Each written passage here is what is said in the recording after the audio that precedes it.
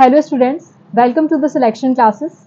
आज का जो हमारा टॉपिक है विजन आईएएस पीटी 365, जो कि आपको पता है कि यूपीएससी के लिए बहुत ज़्यादा इंपॉर्टेंट रहती है, वो हम यहाँ पर कवर करना स्टार्ट करने वाले हैं। उसी के लिए सीरीज हम लेकर आए हैं। आप सभी जानते हैं कि पीटी 365 जो है वो अपने आप में बहुत ज़्यादा इंपॉर्टेंस रखती है, जिसमें कि आपके पूरे ईयरली करंट अफेयर्स कवर हो जाते हैं। तो यहाँ पर हम आज कल्चर के पोर्शन से स्टार्ट कर रहे हैं। इसका पार्ट 1 है। इस तरह से हम कुछ पार्ट्स में इसको कंप्लीट करेंगे, देन हम दूसरे सब्जेक्ट्स की ओर मूव ऑन करेंगे। तो मैं ये चाहूंगी कि आप ये पूरा सीरीज बहुत अच्छे से देखिए, अपने दोस्तों के साथ शेयर करिए, ताकि ज़्यादा से ज़्यादा लोगों तक ये वीडियोस पहुंच सके। तो स्टार्ट करते हैं। सबसे पहले बात हम कर लेते हैं sculptures, temples and other architecture की। ये इसके बारे में आपको क्वेश्चन जरूर देखने के लिए मिलेगा। तो एक तो यूनेस्को के द्वारा रिकॉग्निशन किया गया है शांति निकेतन। ये बहुत ज़्यादा चर्चा में था, क्योंकि ये 41st UNESCO world heritage site बन गया है शांति निकेतन। कहाँ पर अवस्थित है पूछा जाए तो वेस्ट बंगाल में आपको देखने के लिए मिल जाएगा। वेस्ट बंगाल में और आपको क्या देखने के लिए मिल जाएगा, सुंदरबन नेशनल पार्क और दार्जिलिंग माउंटेन रेलवेज। तो उन दोनों के बाद से थर्ड नंबर पे वेस्ट बंगाल में यूनेस्को रिकॉग्निशन इसको मिला हुआ है। यहाँ पर अगर मैं फेमस पर्सनैलिटी की बात करूँ तो शांति निकेतन में आपको रविंद्रनाथ टैगोर जी, और उसके बाद सुरेंद्र नाथ कार, नंदलाल बोस, ये ऐसे आर्थर गैडिस, ये सारे लोग ने बहुत ज़्यादा की रोल इम्पॉर्टेंट प्ले किया है यहाँ पर। तो उनके बारे में वर्णन किया गया है। देन उसके बाद यहाँ पर आपको ये भी पता होना चाहिए कि जो रिकमेंडेशंस हैं, जो यूनेस्को रिकॉग्निशन के लिए जो रिकमेंडेशन जाती है, वो किसके द्वारा यहाँ पर भेजी गई है, तो International Council on Monuments and Sites, ICOMOS के द्वारा ये भेजी गई है। अब आइकोमॉस होता क्या है, इस पे क्वेश्चन आ सकता है। तो बेसिकली ये स्टैब्लिश हुआ इन द ईयर ऑफ 1965, और second Congress of architect and specialist of historical building जो हेल्ड हुआ था वेनिस में 1964 में, उसके बाद इसका एस्टेब्लिशमेंट किया गया है। बेसिकली अगर इसके हेडक्वार्टर की मैं बात करूं तो पेरिस फ्रांस में इसका हेडक्वार्टर है। और अगर जनरल चीज बात करूं तो ये ग्लोबल एनजीओ है जो यूनेस्को के साथ काम करता है। ये आप लोग इसका ध्यान रखेंगे। बेसिक मिशन क्या है, कंजर्वेशन, प्रोटेक्शन, जो भी हमने जैसे कि हम एनवायरनमेंट के तौर पे पढ़ते हैं, यूनेस्को का बेसिक जो काम है कंजर्वेशन करना, प्रोटेक्शन करना, वो सारे काम इनके भी हैं। कितनी कंट्रीज इसकी मेंबर है, तो 151 कंट्रीज इसकी मेंबर है। और यहाँ पर एक एडवाइजरी बॉडी आपको देखने के लिए मिल जाएगी, world heritage committee for the implement of world heritage convention of UNESCO. ये भी आप लोग इसमें ध्यान रखेंगे, इंपॉर्टेंट पॉइंट है। और किस चीज के बारे में भी रिपोर्ट जारी करता है, जो भी हेरिटेज रिस्क में रहते हैं उनकी रिपोर्ट भी ये जारी करने का काम करता है। इसके अतिरिक्त ये देख लीजिए, मैंने आपको शांति निकेतन की फोटो यहाँ पर अपलोड कर दी है। Then we have sacred ensemble of Hoysala. Hoysala dynasty के बारे में आपने सुना होगा, जो कि कर्नाटका में बहुत ज्यादा फेमस थी। इसको 42nd UNESCO world heritage site बनाया गया। तो 41 और 42 दोनों हमने पढ़ लिए हैं। इसमें बहुत अलग अलग टेम्पल्स इंक्लूडेड हैं, जैसे कि यहाँ पर चिन्नकेश्वर टेम्पल है बेलूर में, फिर उसके बाद होयसालेश्वरा टेम्पल है, देन उसके बाद केशवा टेम्पल है। 3 टेम्पल्स आपको यहाँ देखने के लिए मिल जाएंगे। ये जो होयसाल के टेम्पल्स हैं are 4th WHS of Karnataka after, मतलब वर्ल्ड हेरिटेज साइट 4थे नंबर की है कर्नाटका की, हम्पी, पत्तादकाल और वेस्टर्न घाट के बाद। ये आप लोग ध्यान रखेंगे। अब यहाँ पे जो चिन्नकेश्वरा टेम्पल मैंने आपको बताया था, चिन्नकेश्वर टेम्पल, इसको हम और क्या बोलते हैं, विजय नारायण टेम्पल भी कहते हैं। इसको किसने बनाया था, तो याद रखना है किंग विष्णुवर्धन ने बनाया था in the year of 1117 CE में। ये आप लोग ध्यान रखेंगे, 1117 सीई में बनाया था। हसान डिस्ट्रिक्ट में आपको ये देखने के लिए मिलेगा। फिर होयसालेश्वर टेम्पल की हमने जो भी बात करी है, हेलीबिट टेम्पल भी इसे कहा जाता है, 1121 में बनाया गया है। किसने बनाया, अगेन किंग विष्णुवर्धन ने इसमें की रोल प्ले किया है। और हसान में आपको देखने के लिए मिल जाएगा। किस नदी के किनारे है, तो आप ध्यान रखेंगे द्वारेश मुद्रा लेक जो है उसके किनारे आपको देखने के लिए मिलेगा। द्वार समुद्र लेक जो है उसके किनारे आपको देखने के लिए मिलेगा। नेक्स्ट इसमें जो है हमने केशव टेम्पल के बारे में पढ़ा है। ये किसने बनाया था, तो ये एक अलग राजा ने बनाया था, सोमनाथ दंडकारण्य जो है उन्होंने बनाया था during the regime of Narasimha तृतीय। ये याद रखना है, नरसिम्हा तृतीय के कार्यकाल में इसको बनाया गया है। ठीक है, दंड नायका जो है सोमनाथ दंड नायका, उनके द्वारा बनाया गया। कब बनाया गया है, 1268 सी में इनको बनाया गया है। तो ये याद रखेंगे, सोमनाथपुरा मैसूरी वहां पर अवस्थित है। किस नदी के किनारे, तो कावेरी रिवर के किनारे। ठीक है, बहुत बेसिक बेसिक चीजें थी इसके बारे में। अब इसके की फीचर्स पे आपको पता होना चाहिए। टेम्पल के बारे में जरूर पूछा जाता है, तो यहाँ पर पता होना चाहिए किस स्टाइल में बना है, तो स्टेलिट प्लेन से बना है, लुकिंग एट अ स्टार, उसके जैसा दिखता है। और एक प्लेटफॉर्म को थोड़ा सा रेज करके यहाँ पर बनाया गया है। कौन सा मटेरियल यूज किया गया है, तो सोप स्टोन यूज किया गया है जो सॉफ्ट होता है। फिर उसके बाद यहाँ पे गर्भगृह जो है वो आपको पता है गर्भगृह के बारे में, जैसे कि अभी राम मंदिर बना तो उसका गर्भगृह में एक मूर्ति स्थापित की गई है, वैसे ही गर्भगृह बनाया जाता है जो सेंट्रली प्लेस्ड होता है, उसके बारे में बताया गया है। देन उसके बाद यहाँ पर आपको मंडपास देखने के लिए मिल जाएंगे। हॉल होता है जहाँ पर ग्रुप ऑफ पीपल गैदर होते हैं प्रेयर करने के लिए, ठीक है। देन उसके बाद यहाँ पे आपको सर्कुलर पिलर्स देखने के लिए मिलेंगे। हर एक पिलर पे आपको 4 स्कल्पचर्ड फिगर देखने के लिए मिलेंगे। गोपुरम है, एंट्रेंस ऑफ टेम्पल को गोपुरम कहते हैं, आपको ये पता होगा। देन उसके बाद यहाँ पर स्कल्पचर जो बनाया गया है वो कैसा बनाया गया है, उसमें क्या है, तो साल बंजिका अ वुमन बनाई गई है, a common form of sculpture है। देन उसके बाद विमाना, विमान क्या है, स्ट्रक्चर ओवर द गर्भगृह के ऊपर जो विमान उसको बोलते हैं, ठीक है ना। और देन उसके बाद अदर फीचर्स क्या है, सीलिंग फीचर कॉर्बिल डोम्स, डोम्स बनाए हुए हैं, ठीक है ना। तो ये देख लीजिए, इस तरह की यहाँ पर आपको इस मूर्तियां यहाँ पर देखने के लिए मिल जाती हैं। नेक्स्ट वी है Konark sun temple. Konark sun temple के बारे में आप लोगों ने ऑलरेडी पढ़ा हुआ, उसमें व्हील्स बने हुए हैं जो किसको डिनोट करते हैं, world leaders of a G20 summit में इसको शो किया गया है, इसलिए चर्चा में था। तो आपको पता होना चाहिए इसको ब्लैक पैगोडा कहते हैं। आप लोग मुझे कमेंट सेक्शन में लिखकर बताइए व्हाइट पैगोडा किसे कहा जाता है, व्हाइट पैगोडा किसे कहा जाता है, कमेंट सेक्शन में लिखकर बताएंगे आप लोग। उसके बाद यहाँ पर अगर हम बात करेंगे 13th सेंचुरी में इसको बनाया गया था। In the eastern Ganga king कौन थे, नरसिम्हदेव प्रथम के कार्यकाल में इसे बनाया गया था, ये याद रखेंगे। और यहाँ पर अलग अलग मटेरियल्स यूज किए गए हैं, लेटराइट यूज किया गया है, कॉन्डलाइट्स यूज किया गया है, ये पता होना चाहिए। रविन्द्रनाथ टैगोर ने इसको बहुत अच्छे से डिस्क्राइब किया हुआ है। और यहाँ पर सन टेम्पल्स में बहुत सारे अलग अलग भी हैं। एक आपको मारतंड जम्मू कश्मीर में देखने के लिए मिलेगा, कतारमल उत्तराखंड, सूर्य पहाड़ असम में, दक्षिणाका बिहार में, अरासवली आंध्र प्रदेश में, सूर्यान कोविल तमिलनाडु में, और मुडेरा गुजरात में, और ब्राह्मण्य मध्य प्रदेश में। इस तरह के सन टेम्पल्स भी देखने के लिए मिलेंगे। अब इसमें फेमस आर्किटेक्चर में क्या है, सन रेज आती हैं, सन की पहली किरण जो यहाँ पर पड़ती है वो सैंक्टम और प्रिसाइडिंग डीटी को डिनोट करती है कहीं ना कहीं। फिर यहाँ पर चैरियट्स डिजाइन आपको देखने के लिए मिल जाएंगी जो सूर्य भगवान को डिनोट करती हैं। फिर उसके बाद कोणार्क के व्हील्स आप देखेंगे तो वहां पर उसमें आपको बर्ड्स और एनिमल्स दिखेंगे बहुत सारे। और 7 हॉर्सेस जो बहुत इंपॉर्टेंट है यहाँ के, ये आपको पता होना चाहिए। और जिनके बारे में भगवत गीता में भी वर्णन किया गया है उनको भी बताया गया है। इन 7 घोड़ों को 7 कलर जो रेनबो होते हैं उससे के बारे में बताया गया है। तो ये देख सकते हैं आप लोग, यहाँ पर आपको व्हील्स दिए हुए हैं ना, और 7 घोड़े आपको देखने के लिए मिल जाएंगे। Next we have Sharda temple. ये नवरात्रि पूजा जैसे कि अभी चल रही है, तो शारदा देवी टेम्पल की बात करी गई है। इसको क्लोज किया गया था लाइन ऑफ कंट्रोल में, तीतवा village, Kupwara district of Jammu and Kashmir में। न्यूज में इसलिए रहा, और क्या कारण था, the temple is one of the base camps of the route of traditional Sharda Peeth. एक बेस कैंप भी है ये, ठीक है, नीलम वैली में, पाकिस्तानी ऑक्यूपाइड कश्मीर में आपको ये देखने के लिए मिल जाएगा। शारदा देवी पीठ क्या है, एक प्रिंसिपल श्राइन है, जैसे कि सब जगह मंदिर होते उस तरह का है, मारतंड सन टेम्पल का के साथ और अमरनाथ टेम्पल के साथ, इंपॉर्टेंट है, ठीक है। देन उसके बाद अल बरूनी ने डिस्क्राइब किया इस टेम्पल को बहुत अच्छे से अपने जो भी उन्होंने लिखा था उसमें। अब हम बात कर लेते हैं अदर टेम्पल्स कौन से चर्चा में थे, तो एक त्र्यंबकेश्वर टेम्पल चर्चा में था, और ये क्या है, 12 ज्योतिर्लिंगों में से एक है, आपको पता होगा। अब जल्दी से आप लोग मुझे कमेंट सेक्शन में 12 ज्योतिर्लिंग के नाम लिखकर बताएंगे। लोकेशन अगर मैं बात करूं तो आपको ब्रह्मगिरी और गोदावरी रिवर फ्लो जहां करती वहां देखने के लिए मिल जाएंगे। इनको बनवाया किसने था, तो पेशवा बालाजी बाजीराव ने इसका निर्माण करवाया था, 3rd नंबर के जो थे।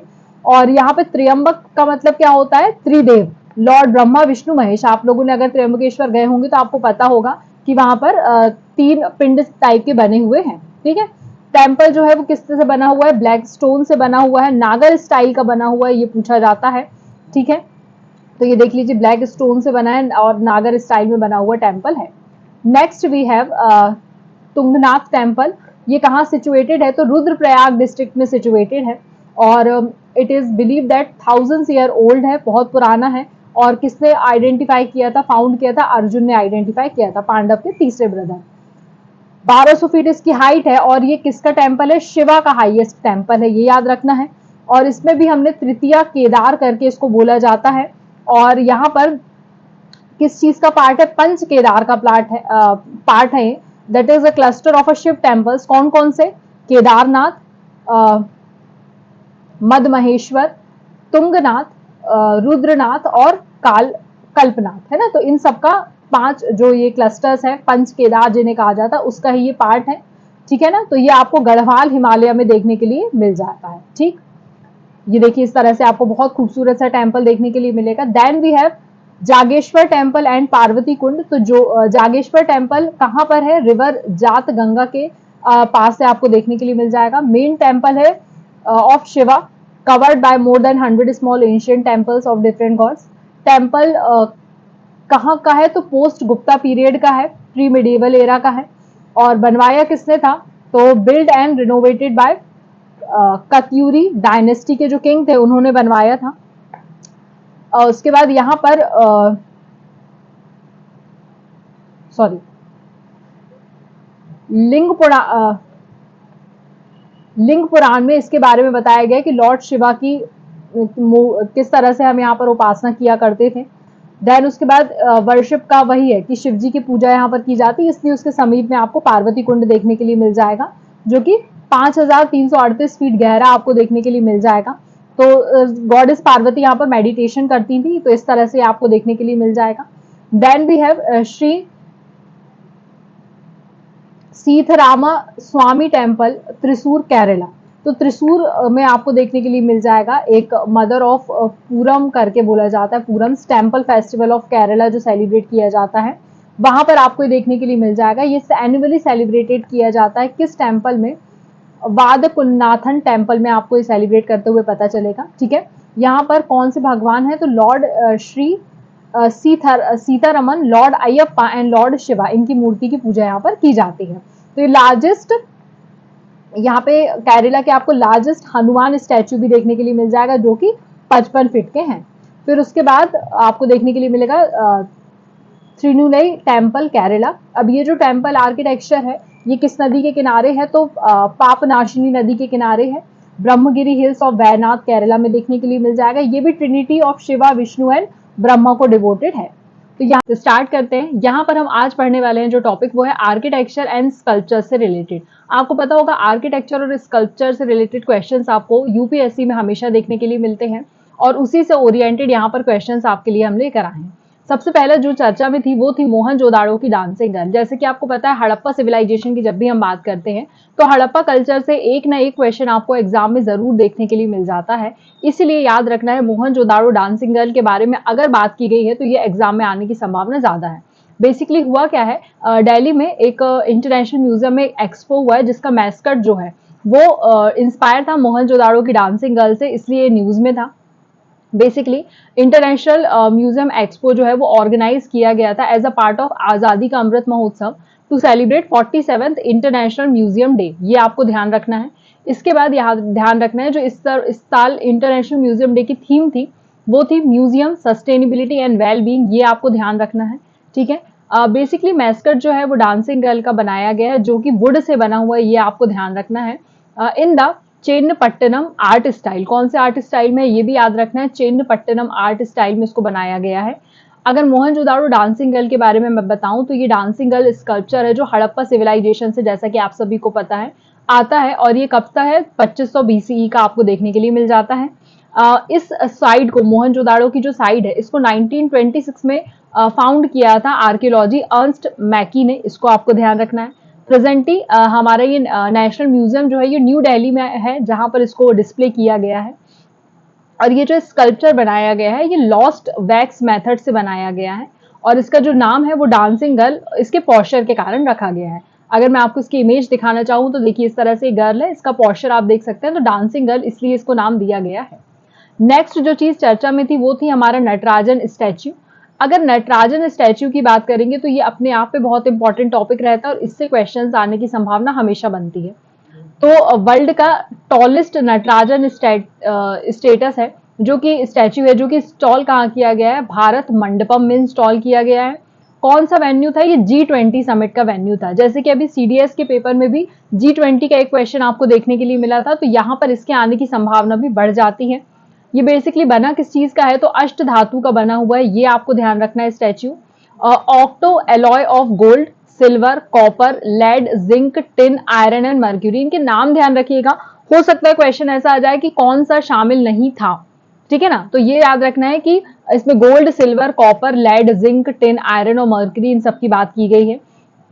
फिर यहाँ पे जो लॉस्ट वैक्स कास्टिंग मेथड, ये बार बार यूज हो रही है, दोनों जगह यूज की गई है, तो ध्यान रखना है आपको। नटराजन बेसिकली क्या है? लॉर्ड ऑफ डांस है, उनका स्टैच्यू यहाँ पर आपको देखने के लिए मिल जाता है। ये एक साइक्लिकल क्रिएशन है एंड डिस्ट्रक्शन ऑफ यूनिवर्स, जैसा कि आपको पता है, बनाना और बिगाड़ना दोनों चीजों को डिनोट करता है ये डांस।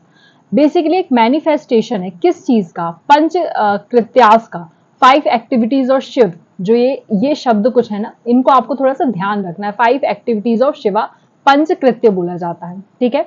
बेसिकली चोलाज ने लॉर्ड शिवा को नटराज के रूप में कंसीडर किया है। जैसा कि मैंने आपको CDS का पेपर सॉल्व करवाया है, तो आपने उसमें देखा है कि चोला डायनेस्टी के क्वेश्चंस बहुत ज्यादा आपको देखने के लिए मिले हैं। संभावना है कि यूपीएससी में भी आपको चोला डायनेस्टी के क्वेश्चंस देखने के लिए मिलेंगे, इसलिए ध्यान रखना है कि लॉर्ड शिवा यहाँ पर as a Natarajan their family deity बन के डिवोट हुए हैं, ठीक है। अब यहाँ पर evolution of a Natarajan sculpture की बात कर रही है, तो फर्स्ट अपीयर ये कहाँ पर हुए थे? पल्लवा पीरियड में अपीयर हुए थे। देन उसके बाद आपको ये चोलास जो है इस पे देखने के लिए मिलता है, ठीक है। ये इवॉल्व हुआ है under the patronage of Chola dynasty, वही जो मैंने आपको बताया है। और 10th सेंचुरी में विडोड चोला क्वीन जो थी सैम्बियन महादेवी, इनका नाम याद रखना है। तो इन्होंने भी कहीं ना कहीं इस चीज में योगदान दिया है, ठीक है। अब देख लीजिए यहाँ पर टेम्पल के बारे में थोड़ा सा हम बात कर लेते हैं। तो यहाँ पर थिलाई नटराजन टेम्पल, ये आपको ध्यान रखना है कहाँ पर है?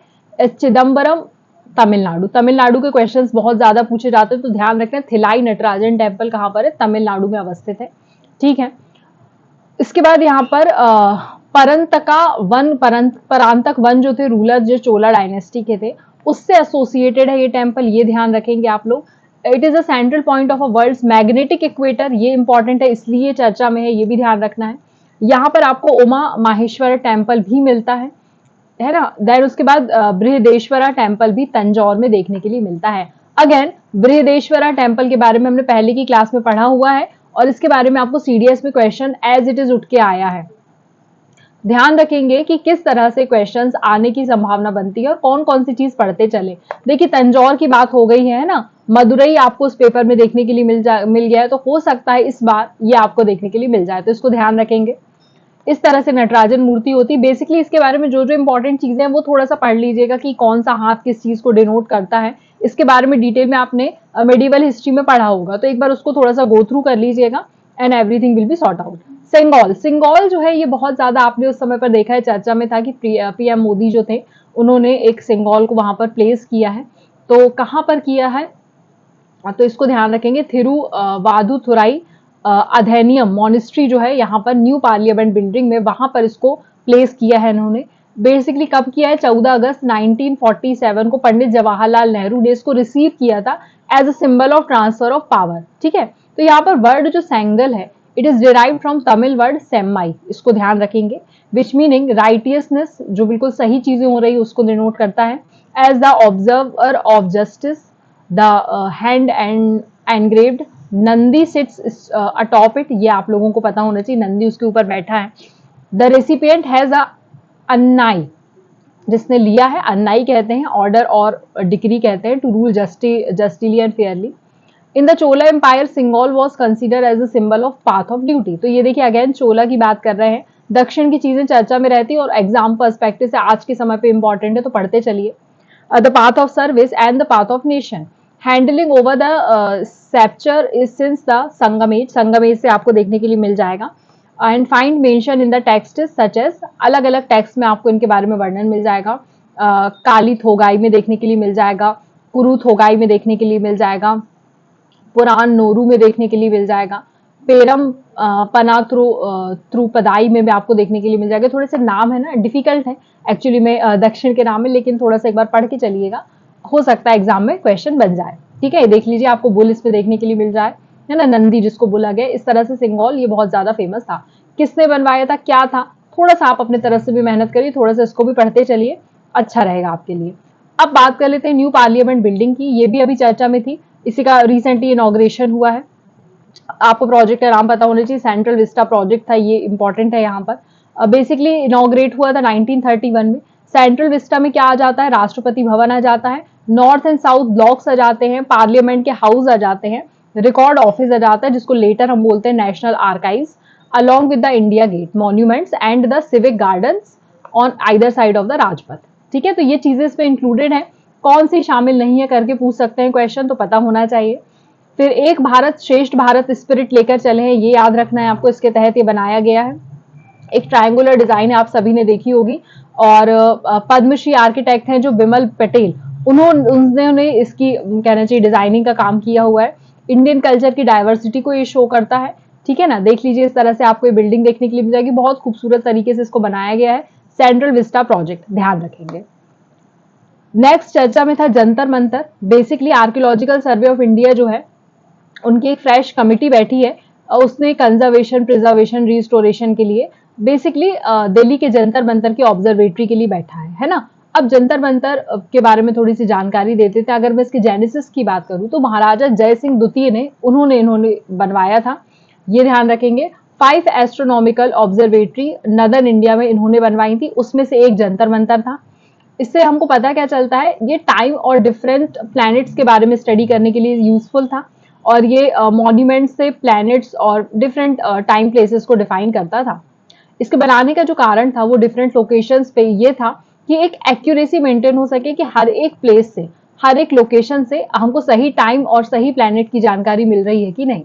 अगर इसकी टाइमलाइन की मैं बात करूं तो पहली ऑब्जर्वेटरी जो बनी थी वो दिल्ली में बनी थी 1724 में, और जो लास्ट बनी थी, कंप्लीट हुई है, वो जयपुर में 1738। देखिए, इतने कम समय में ही काफी सारा डेवलपमेंट उस समय पे हो गया था, तो आप लोग ये ध्यान रखेंगे।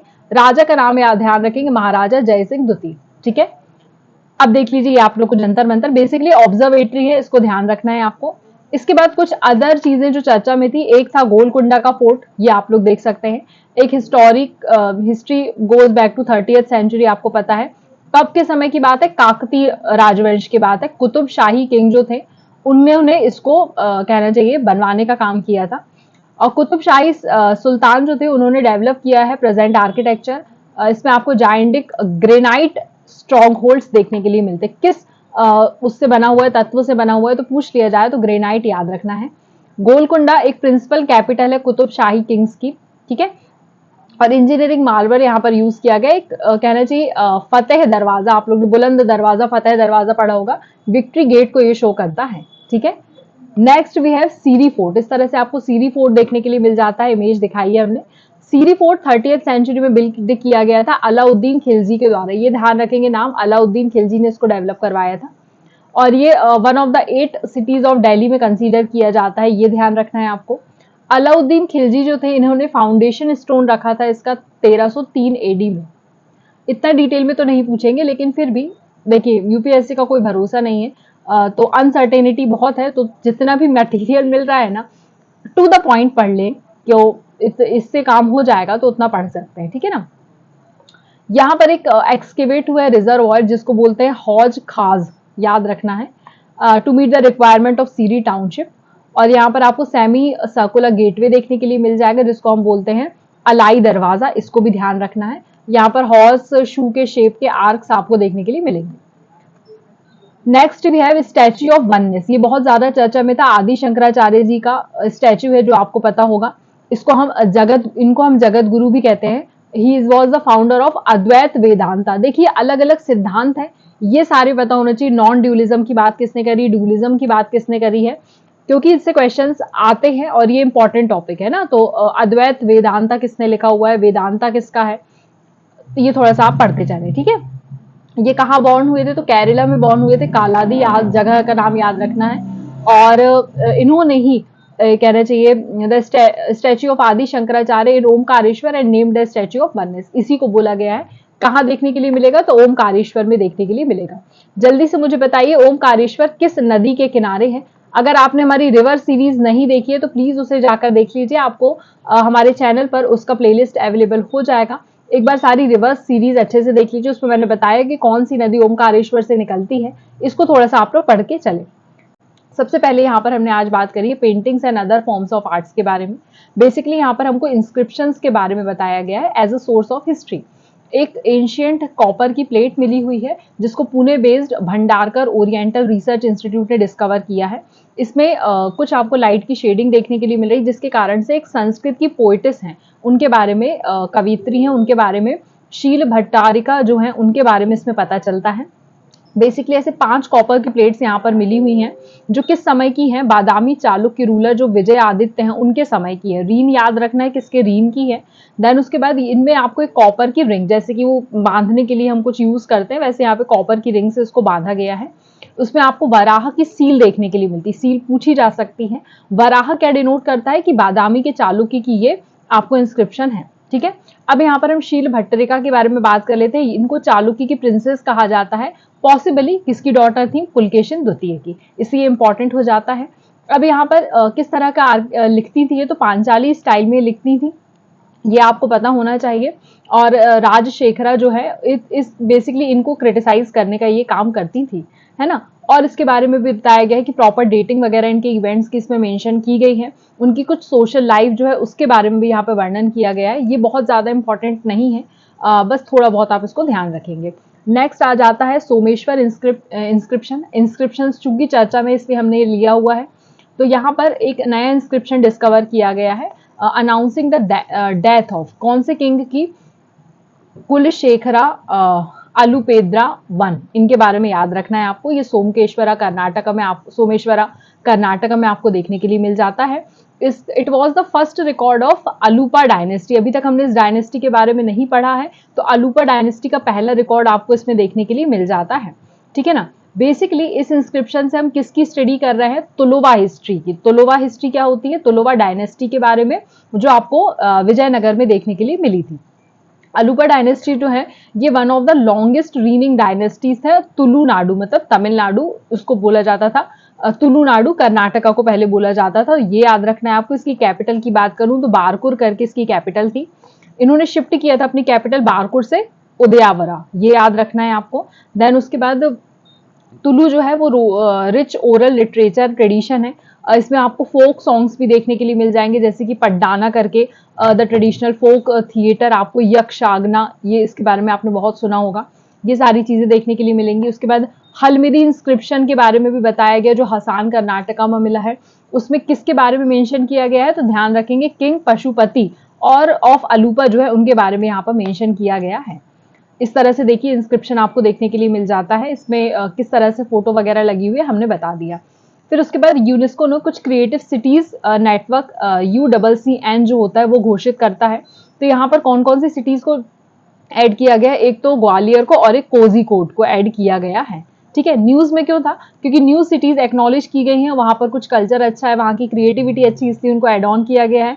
अगर हम कोझिकोड की बात करते हैं तो हम उसको बोलते हैं सिटी ऑफ लिटरेचर, अगर क्वेश्चन पूछ लिया जाए तो पता होना चाहिए।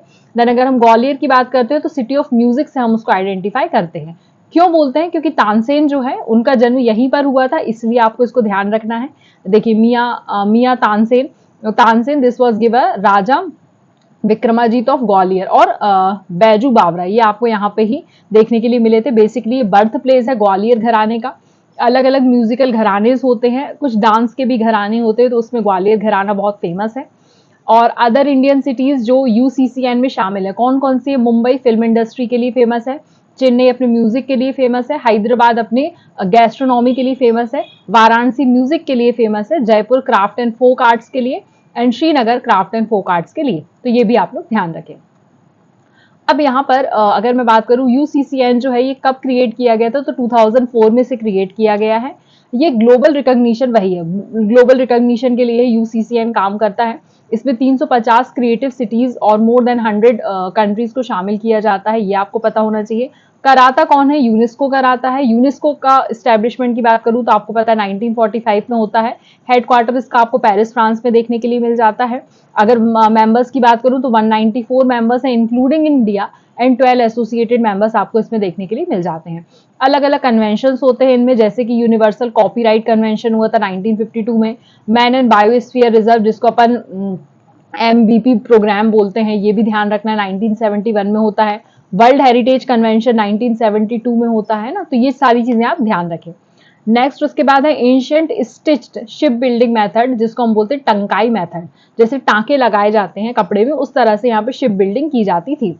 Recently ministry of culture, ministry याद रखेंगे, उन्होंने कोलैबोरेट किया इंडियन नेवी के साथ कि एंशियंट स्टिच शिप हम फिर से बनाना स्टार्ट करते हैं। ठीक है, ये फुल्ली फंडेड प्रोजेक्ट है मिनिस्ट्री ऑफ कल्चर का, ध्यान रखेंगे। इंडियन नेवी इसकी डिजाइन वगैरह और कंस्ट्रक्शन का काम कर रही है, तो अभी इस पे काम जारी है, तो थोड़ा बहुत आपको इसके बारे में पता होना चाहिए कौन सी मिनिस्ट्री ने लॉन्च किया है। एक प्रोजेक्ट के तहत इसे लॉन्च किया गया है, ध्यान रखेंगे, प्रोजेक्ट मौसम।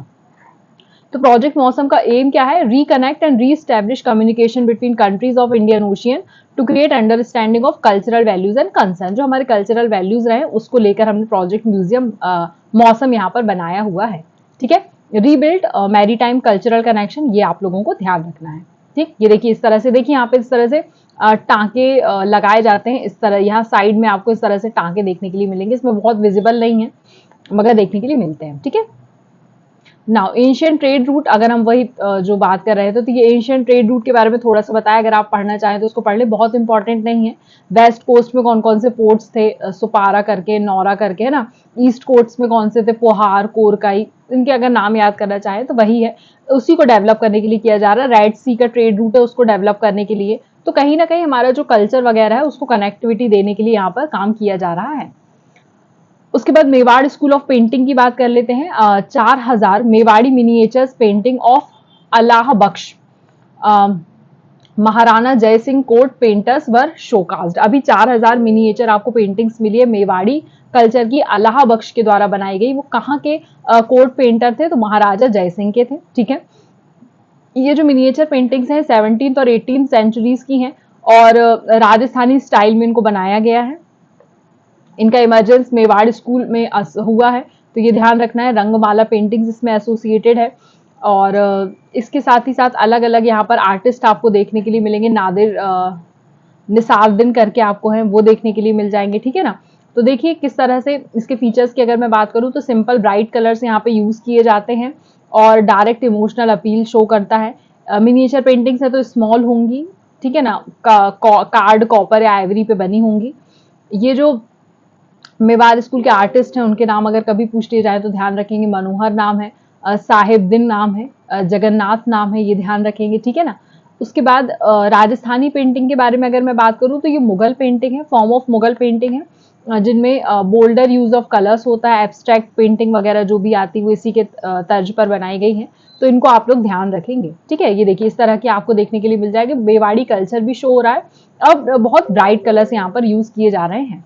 उसके बाद अदर पेंटिंग्स जो न्यूज में थी, एक तो बाघ पेंटिंग, इसके बारे में आपने पढ़ा होगा, ये मध्य प्रदेश की है। एमपी टूरिज्म बोर्ड ने इसको कहना चाहिए धार ने इसको लॉन्च किया है, ट्रेनिंग कैंप इसके लिए, तो ये पता होना चाहिए आपको। बेसिकली बाघनी रिवर के किनारे इस चीज को बाघ पेंटिंग कहते हैं। यहाँ पे वेजिटेबल कलर्स यूज किए जाते हैं, जैसे red and black over a white background use किया जाता है। मैंने यहाँ पे रेड वाला लिया हुआ है आपके लिए।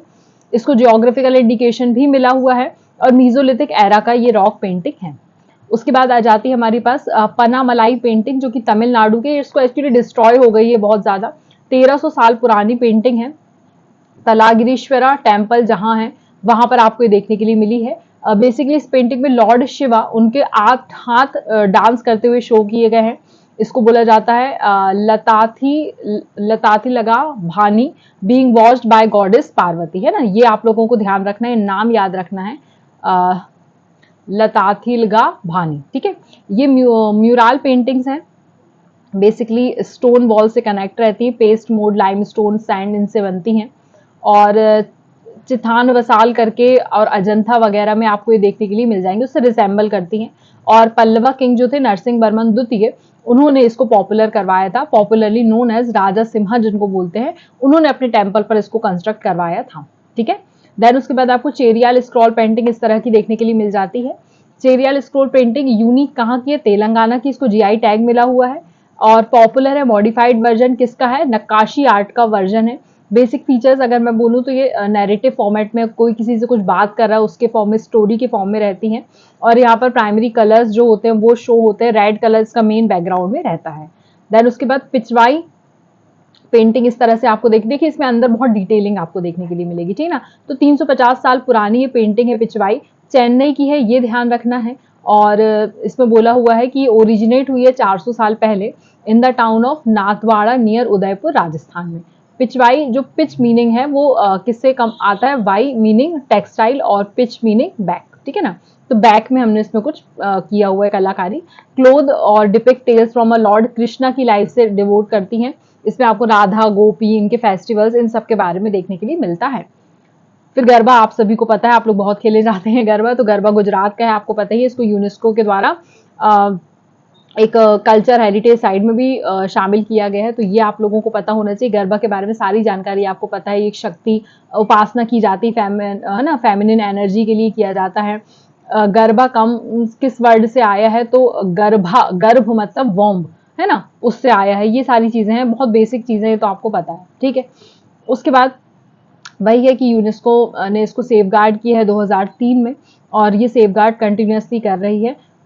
तो ध्यान रखना है। आईजीसी जो है हमारा इंटर गवर्नमेंटल कमिटीज जो बनती है, आईजीसी जो होती है, ये यूनेस्को ने स्टैब्लिश करी है। इसमें 24 मेंबर्स हैं, ये ध्यान रखना है आपको, ठीक है। और इंडिया ने इलेक्ट हुआ आईजीसी में 2022 में, 4 साल का इसका टेन्योर होता है, थर्ड टर्म है, ध्यान रखेंगे। फिर यहाँ पर एक डांस फॉर्म आता है चाम लामा डांस। चाम लामा डांस इस तरह से देखने के लिए मिल जाएगा। बेसिकली तिब्बतन बुद्धिस्ट इसको परफॉर्म करते हैं, लामा डांस, और दलाई लामा इस तरह से थोड़ा याद रख सकते हैं। गुरु पद्म संभावा के बर्थडे पे इसको किया जाता है।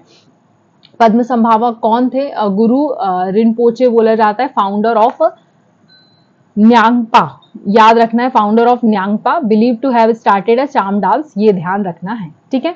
देन उसके बाद हमारा आ जाता है कोलकाली डांस। इस तरह से आपको परफॉर्म करते हुए दिख जाएगा कोलकाली डांस। इसको बेसिकली त्रिशूर केरला में परफॉर्म किया जाता है। सेंट थॉमस अराइवल जब हुआ था इंडिया में, उसके उपलक्ष्य में। तो ये ध्यान रखना है आपको। और नॉर्थ मालाबार रीजन में आपको देखने के लिए मिल जाएगा। आंध्र प्रदेश, तमिलनाडु, बेसिकली यहाँ पर ही ये होता है, परफॉर्म होता है, तो इसको ध्यान रखेंगे पैडी हार्वेस्ट के समय। फिर उसके बाद एक आता है पुल्लीकली टाइगर डांस। इस तरह से टाइगर की फोटो छपा के किया जाता है। 250 पुल्लीकली डांसर्स ने पार्टिसिपेट किया हुआ है त्रिशूर में, ठीक है। ध्यान रखना है ओणम फेस्टिवल सेलिब्रेशन में किया जाता है टाइगर डांस। केरला का है, ध्यान रखना है आपको, फोक डांस वहां का ओणम फेस्टिवल में किया जाता है। इसमें तकली, उदुक्कू, चेंदा करके ये सारी होती है। मेन थीम इसकी है टाइगर हॉन्टिंग, मतलब किस तरह से वो शिकार करता है उसके बारे में बात की जाती है। कुछ अदर रिलेटेड डांस फॉर्म्स, एक गिलगिट मैन्यूस्क्रिप्ट, इस तरह की मैन्यूस्क्रिप्ट आपको देखने के लिए मिल जाएगी। ये 5th to 6th सेंचुरीज की है, ये ध्यान रखना है आपको। बुद्धिस्ट वर्क इसमें शो किया गया है। लैंग्वेज कौन कौन सी है, संस्कृत, चाइनीज के बारे में इसमें लिखा गया है। और कुछ राजाओं के नाम दिए, जैसे कि समाधि राजसूत्रा एंड द सद्धरम पुंड्रिकाश्रा, इनका नाम याद रखना है। लोटस सूत्र के बारे में इसमें दिया हुआ है। और इसकी फर्स्ट डिस्कवरी जो हुई थी वो stupa like structure Naupur village of Gilgit Kashmir में हुई थी। Next we have Ol Chiki script, इसको ध्यान रखना है। पीएम मोदी ने विश किया है लोगों को, संथाल ट्राइब के लोगों का है। ट्राइब इंपॉर्टेंट रहती है। अगर आपने ट्राइब वाली सीरीज नहीं देखी तो प्लीज जाकर हमारे चैनल पर डेली उसको देख लीजिए। जो भी ट्राइब चर्चा में थी हमने उसके बारे में आपको बताया हुआ है। तो संथाल ट्राइब की ही ये स्क्रिप्ट है, इसको ध्यान रखना है। All Chiki script Santhali language की है। ये स्क्रिप्ट तैयार हुई थी 1925 में बाय रघुनाथ मुर्मू, इन्होंने तैयार किया था। बेसिकली ये झारखंड में बोली जाती है, वेस्ट बंगाल में और उड़ीसा में, और बांग्लादेश में भी बोली जाती है, इसको ध्यान रखेंगे आप लोग। उसके बाद संथाली भाषा हमारे कॉन्स्टिट्यूशन में कब शामिल की गई है, जल्दी से मुझे कमेंट सेक्शन में लिखकर बताइएगा कि हमारे कॉन्स्टिट्यूशन में संथाली भाषा को कब शामिल किया गया है, ठीक है। इसके बारे में थोड़ी बहुत डिटेल यहाँ पर दी हुई है। एक टेरिटरीज कौन सी है, संथाल परगनास जो है वो क्रिएट की गई थी, और ये इलीगल था संथाल के लिए to transfer land to the non Santhal. ये चीज बहुत बेसिक है, ठीक है। नेक्स्ट इस तरह से आपको देखने के लिए मिल जाएगी। अगर आप पढ़ पा रहे हैं तो बिल्कुल पढ़ सकते हैं। नेक्स्ट उसके बाद आ जाती है हमारे पास पानीगिरी आर्टिक्राफ्ट ना। आर्टिफैक्ट्स जो हैं ये कहाँ से बिलोंग करते हैं, 200 to 400 सीई के रहते हैं ये। और ये 1942 में इन्हें डिस्कवर किया गया था, रीडिस्कवर किया गया 2003। मतलब कि क्या होता है, हिलॉक ऑफ स्नेक हुड एक स्मॉल विलेज है तेलंगाना का, वहां पर इसको इस तरह के आपको आर्टिफैक्ट्स देखने के लिए मिल जाएंगे। इस तरह से यूजुअली क्या बोल सकते हैं अपन इसको, रोमन टोगा जो है वाइट गारमेंट्स में बुद्धा वियरिंग इमेज आपको इसमें देखने के लिए मिल जाती है, जो अपने लाइमस्टोन से बनाया हुआ है। ये ध्यान रखना, देखिए बैठे हुए दिख रहे हैं आपको, है ना, वही उसी की बात की गई है। उसके बाद वज्र, मुष्टि, कलंगा, ये आपको देखने के लिए कहाँ मिलेगा? ये बेसिकली रेसलिंग चैंपियनशिप होती है और इसमें 2 फाइटर्स होते हैं, वैसे ही जैसे कि आप लोगों ने देखा हो WWE वगैरह उस तरह से ही है। वज्र मुष्टि बोला जाता है यहाँ पर, है ना। और ये नकल डस्टर यहाँ पर यूज किए जाते हैं, मतलब यूजुअली कह लीजिए मुक्के मारने से रिलेटेड आप इसको कर सकते हैं। और ये नवरात्रि में के 9th डे में सेलिब्रेट किया जाता है मसूरी पैलेस, मैसूर कर्नाटका में, ठीक है ना। इसे आप लोग ध्यान रखेंगे। एक इसको सबसे पहले आइडेंटिफाई किसने किया था, तो इनका नाम याद रखना है। फर्नैनो नूनीज करके हैं, पोर्चुगीज ट्रैवलर थे, उन्होंने नोटिस किया था इस रेसलिंग को विजयनगर एम्पायर में। तो यहाँ बिल्कुल ना भूलिए। तो चलिए स्टार्ट करते हैं हमारा आज का सेशन। हमने बहुत सारे इंपॉर्टेंट टॉपिक्स यहाँ पर कवर कर लिए थे। कुछ साइट्स थी जो न्यूज में थी, उनको हमको पढ़ना जरूरी होता है। जैसे कि यहाँ पर एक साइट लिखी हुई है कीलादी एक्सकेवेशन। बेसिकली आर्कियोलॉजिस्ट जो हैं उन्होंने कीलादी, जैसे जहाँ कहाँ पर है, तमिलनाडु में जो है वहां पर क्रिस्टल कॉर्ड्स की वेटिंग यूनिट्स वहां पर उनको मिली हैं। किस समय की है? संगम एरा की है। जैसे कि मैंने आपको बताया कि हमने अभी सीडीएस का जो पेपर सॉल्व किया उसमें हमने देखा है कि साउथ साइड की चीजें बहुत ज्यादा पूछी जाती हैं, इसलिए कीलादी एक्सकेवेशन के बारे में हो सकता है आपसे एग्जाम में पूछ लिया जाए, तो आपको पता होना चाहिए कि ये जो है ये कहाँ का है, संगम एरा का है। बेसिकली एक स्मॉल विलेज था कीलादी, जो कि बैंक ऑफ वैगई रिवर पे बसा हुआ है। अभी जैसे कि एक ट्रेंड में हमने क्वेश्चन देखा था कि किसी भी विलेज किस नदी के किनारे बसा है पूछा जाता है, तो वैगई रिवर के किनारे बसा है, ये आपको पता होना चाहिए, तमिलनाडु में। और archaeological survey of India and Tamil Nadu archaeological department ने यहाँ पर एक्सकेवेशन किया। तो बेसिकली यहाँ पर वेटिंग यूनिट्स मिली हुई है, तो आप लोगों को ये ध्यान रखना है। उसके बाद हम बात कर लेते हैं संगम एज की। बेसिकली तमिलनाडु केरला में आपको देखने के लिए मिल जाता है। ये रिफर करता है assemblies and gathering of poets and scholars. इस समय पे बेसिकली आपको पोएट्स एंड स्कॉलर्स बहुत देखने के लिए मिलते हैं। यहाँ पर सोशल क्लासिफिकेशन आपको वर्णा का यूज होता है, जिनको संगम पोएट्स जिनके बारे में जानकारी देते हैं। यहाँ पर फर्स्ट एंड थर्ड अगर हम बोले संगम एग्जिस्ट कहाँ हुआ, तो 3 संगम एग्जिस्ट थे। फर्स्ट एंड थर्ड जो था वो मदुराई में था और सेकंड जो था वो कप्पादापुरम में था। तो इसको ध्यान है, कपादापुरम जो है यहाँ पर ही मिलेगा आपको। देन उसके बाद वटाकीरुतल तमिल रिचुअल जो है वो फास्टिंग होता है टिल डेथ का, तो ये भी आपको ध्यान रखना है। इस तरह की आपको जैन धर्म में भी देखने के लिए मिलता है। तो ये संगम एज में बहुत ज्यादा देखने के लिए मिला था, इसके बारे में आपको थोड़ा सा पता होना चाहिए, ठीक है ना। वताकी रुत्वा, इसको आपको ध्यान रखना है, ठीक है। उसके बाद यहाँ पर लिटरेचर के एक चीफ थे, जिसमें बहुत सारी अलग अलग चीजें देखी, नाम लिखे हुए हैं यहाँ पर ना। तोल कप्पियम लिखा हुआ है, इद्दू तोकिया लिखा हुआ है, पट्टू पट्टू लिखा हुआ है, ये ध्यान रखना है आपको। यहाँ पर ट्विन इपिक्स हैं, इन इपिक्स के नाम ध्यान रखना है, बेसिकली संगम लिटरेचर से रिलेटेड है, इन दोनों के नाम आपको ध्यान रखना है, ठीक है। शिला पत्थीगरम करके है और एक मनी मेघलाई है, ये दोनों आपको ध्यान रखना है, ठीक है। नेक्स्ट क्वेश्चन की तरफ मूव करते हैं। अगर नेक्स्ट टॉपिक संगम एज साइट से रिलेटेड और भी न्यूज कौन सी थी आपको यहाँ पर पौरपानई कोटाई साइट आपको देखने के लिए मिली है। यहाँ पर गोल्ड स्टड देखने के लिए मिले हैं, वोन प्रिंट पॉइंट जो है और carnelian beads belonging to the Sangam age, ये आप लोगों को मिली हुई है, कैरेनिलियन बीड्स। फिर उसके बाद इस एज में आपको इस साइट को बेसिकली यहाँ पर कहना चाहिए एक्सकेवेट किया गया है। तो यहाँ पर आपको पुदुकोट्टाई डिस्ट्रिक्ट जो है तमिलनाडु, वहां पर ये अवस्थित है, ये आप लोगों को ध्यान रखना है। यहाँ पर इंडिकेशन आपको ब्यूरियल साइट के भी देखने के लिए मिले हैं और यहाँ पर आपको फोर्ट्स देखने के लिए मिले हैं, जो कि आपको वाटर बॉडीज के पास में देखने के लिए मिल जाती हैं। और बोन पॉइंट टूल्स भी यहाँ पर इंडिकेट करती है वीविंग इंडस्ट्री को। तो ये सारी चीजें आप लोगों को ध्यान रखनी है। नेक्स्ट फिर हमारा आ जाता है आदि चनालुरा करके, ये भी याद रखना है। ये फाउंडेशन स्टोन जो है इसका establishment of the museum in Adichanallur, one of the 5 sites declaration developed as iconic site in union budget 2020-21। यहाँ पर कुछ 5 साइट्स है जिनका हमको डेवलपमेंट की बात करी गई थी, उसमें एक ये वाली भी साइट है, इसको आपको ध्यान रखना। दूसरी साइट्स कौन सी है? एक राखीगिरी थी हरियाणा की, उसके बाद हस्तिनापुर यूपी का, धौलावीरा गुजरात का और शिव सागर असम का। बेसिकली इनसे आपको क्वेश्चंस एग्जाम में देखने के लिए मिलते हैं, इसलिए हो सकता है, संभावना है कि इससे भी क्वेश्चन मिल जाए, ठीक है। आदि चन्नलूर जो है ये आयरन एज का ब्यूरियल साइट है, जो कि आपको कहाँ देखने के लिए मिल जाएगा? टूथीकुडी डिस्ट्रिक्ट ऑफ बैंक्स ऑफ, ये याद रखना है, तंबिरा बरानाई रिवर, इसका नाम आप लोगों को ध्यान रखना है। देखिए किसी नदी के किनारे क्वेश्चन पूछे जा रहे हैं, इसलिए आपको याद रखना है थामिरा बारानी रिवर, ठीक है ना। थोड़ा सा इसका नाम टफ है, तमिलनाडु का है चूंकि, जो थोड़ा सा आप लोग, मेरा हो सकता है मिस प्रोनाउंसिएट हो रहा हो, लेकिन आप लोग थोड़ा सा इसको पढ़ते चलें, ठीक है। मेगालिथ कल्चर यहाँ पर शो करता है। और अगर मैं यहाँ पर बात करूँ तो आपको मिलेट्स और पैडी के फूड ग्रेन्स यहाँ पर देखने के लिए मिल जाएंगे।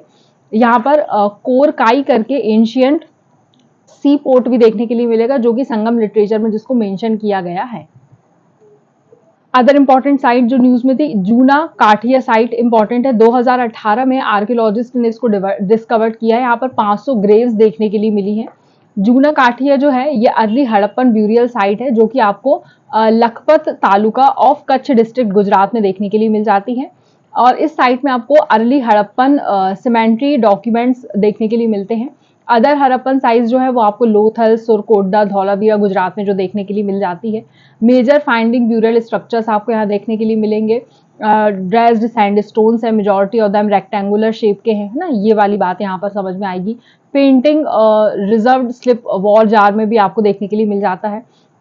उसके बाद आ जाता है हमारे पास चैबरोलू है ना। तो ये अगर मैं इसकी बात करूँ चैबरोलू की, तो ये आपको गंतुर डिस्ट्रिक्ट आंध्र प्रदेश में देखने के लिए मिल जाता है। ये हार्बर क्लस्टर है टेम्पल्स का, यहाँ पर अलग अलग टेम्पल्स देखने के लिए मिले। ईस्टर्न चालुक्य, उसके बाद वेलांती चोला, फिर उसके बाद काकतीय, पोता राजलू, है ना। तो ये इनके नाम याद रखना है, इससे क्वेश्चंस आने की संभावना बनती है, इसलिए आपको पता होना चाहिए, ठीक है। मेजर टेम्पल्स जो है यहाँ के, अगर मैं बात करूँ तो आपको चतुर्मुख ब्रह्मेश्वर करके आपको यहाँ पर एक टेम्पल देखने के लिए मिल जाता है, जो मिडिल ऑफ द पॉन्ड में आपको लोकेटेड है। लॉर्ड ब्रह्मा का है, इसलिए ध्यान रखना, लॉर्ड ब्रह्मा के टेम्पल्स कम है, इसलिए आपको ये पता होना चाहिए। भीमेश्वरा करके आपको देखने के लिए मिलेगा यहाँ पर। ईस्टर्न चालुक्य किंग चालुक्य भीम प्रथम ने इसको बनवाया था, ये ध्यान रखना है। उसके बाद टू स्टोरी टेम्पल आपको देखने के लिए मिल जाएगा, जहाँ पर शिवलिंग आपको देखने के लिए मिलेगा। फिर उसके बाद नागेश्वरा टेम्पल देखने के लिए मिल जाएगा, जो कि एक शिवा टेम्पल है। फिर उसके बाद आदिकेश्वर टेम्पल देखने के लिए मिल जाएगा, ये चोलन स्टाइल आर्किटेक्चर है, ये लॉर्ड विष्णु का है। तो तीनों के आपको बता दें, ब्रह्मा विष्णु महेश तीनों के टेम्पल्स यहाँ पर मौजूद हैं। फिर उसके बाद मैनहिर्स करके है, ये हेरिटेज एंथुजियास्ट है तेलंगाना का, इसको यूनेस्को टैग मिला हुआ है। मैनहिर्स मुदुमल विलेज तेलंगाना में मौजूद है। मैनहिर्स क्या है, अगर मैं बात करूँ तो ये अपराइट स्टोन से बना हुआ है, मैगलिथ पीरियड का है। जनरली यहाँ पर इरेक्ट किए गए हैं ब्यूरियल साइट, ये आप लोगों को पता होना चाहिए। देखिए ना, ब्यूरियल साइट्स बहुत ज़्यादा इस समय पे एक्सकेवेट की गई, तो वो पता होना चाहिए। देन उसके बाद यहाँ पर sun on a particular days, like किस तरह से सन के साथ उसको अलाइन किया गया ये बताया गया है। इक्विनॉक्स में, सोलिसिटस में, ये आपको पता होना चाहिए, ठीक है। देन उसके बाद आ जाता है हमारे पास तोफी कल्लू और हेड स्टोन, अगर ये पूछ लिया है तो large number of megalith head stones आपको यहाँ पर फाउंड होते हैं। नाग परम्बा में, near Thirunavaya Malappuram district of Kerala, यहाँ पर आपको देखने के लिए मिल जाते हैं। उसके बाद थिरुनवाई सिचुएटेड कहाँ पर है, किस नदी के किनारे। देखिए आज मैंने बहुत सारी नदी पढ़ा दी आपको, किस नदी के किनारे कौन सा है, तो थोड़ा सा पढ़ते चलिए।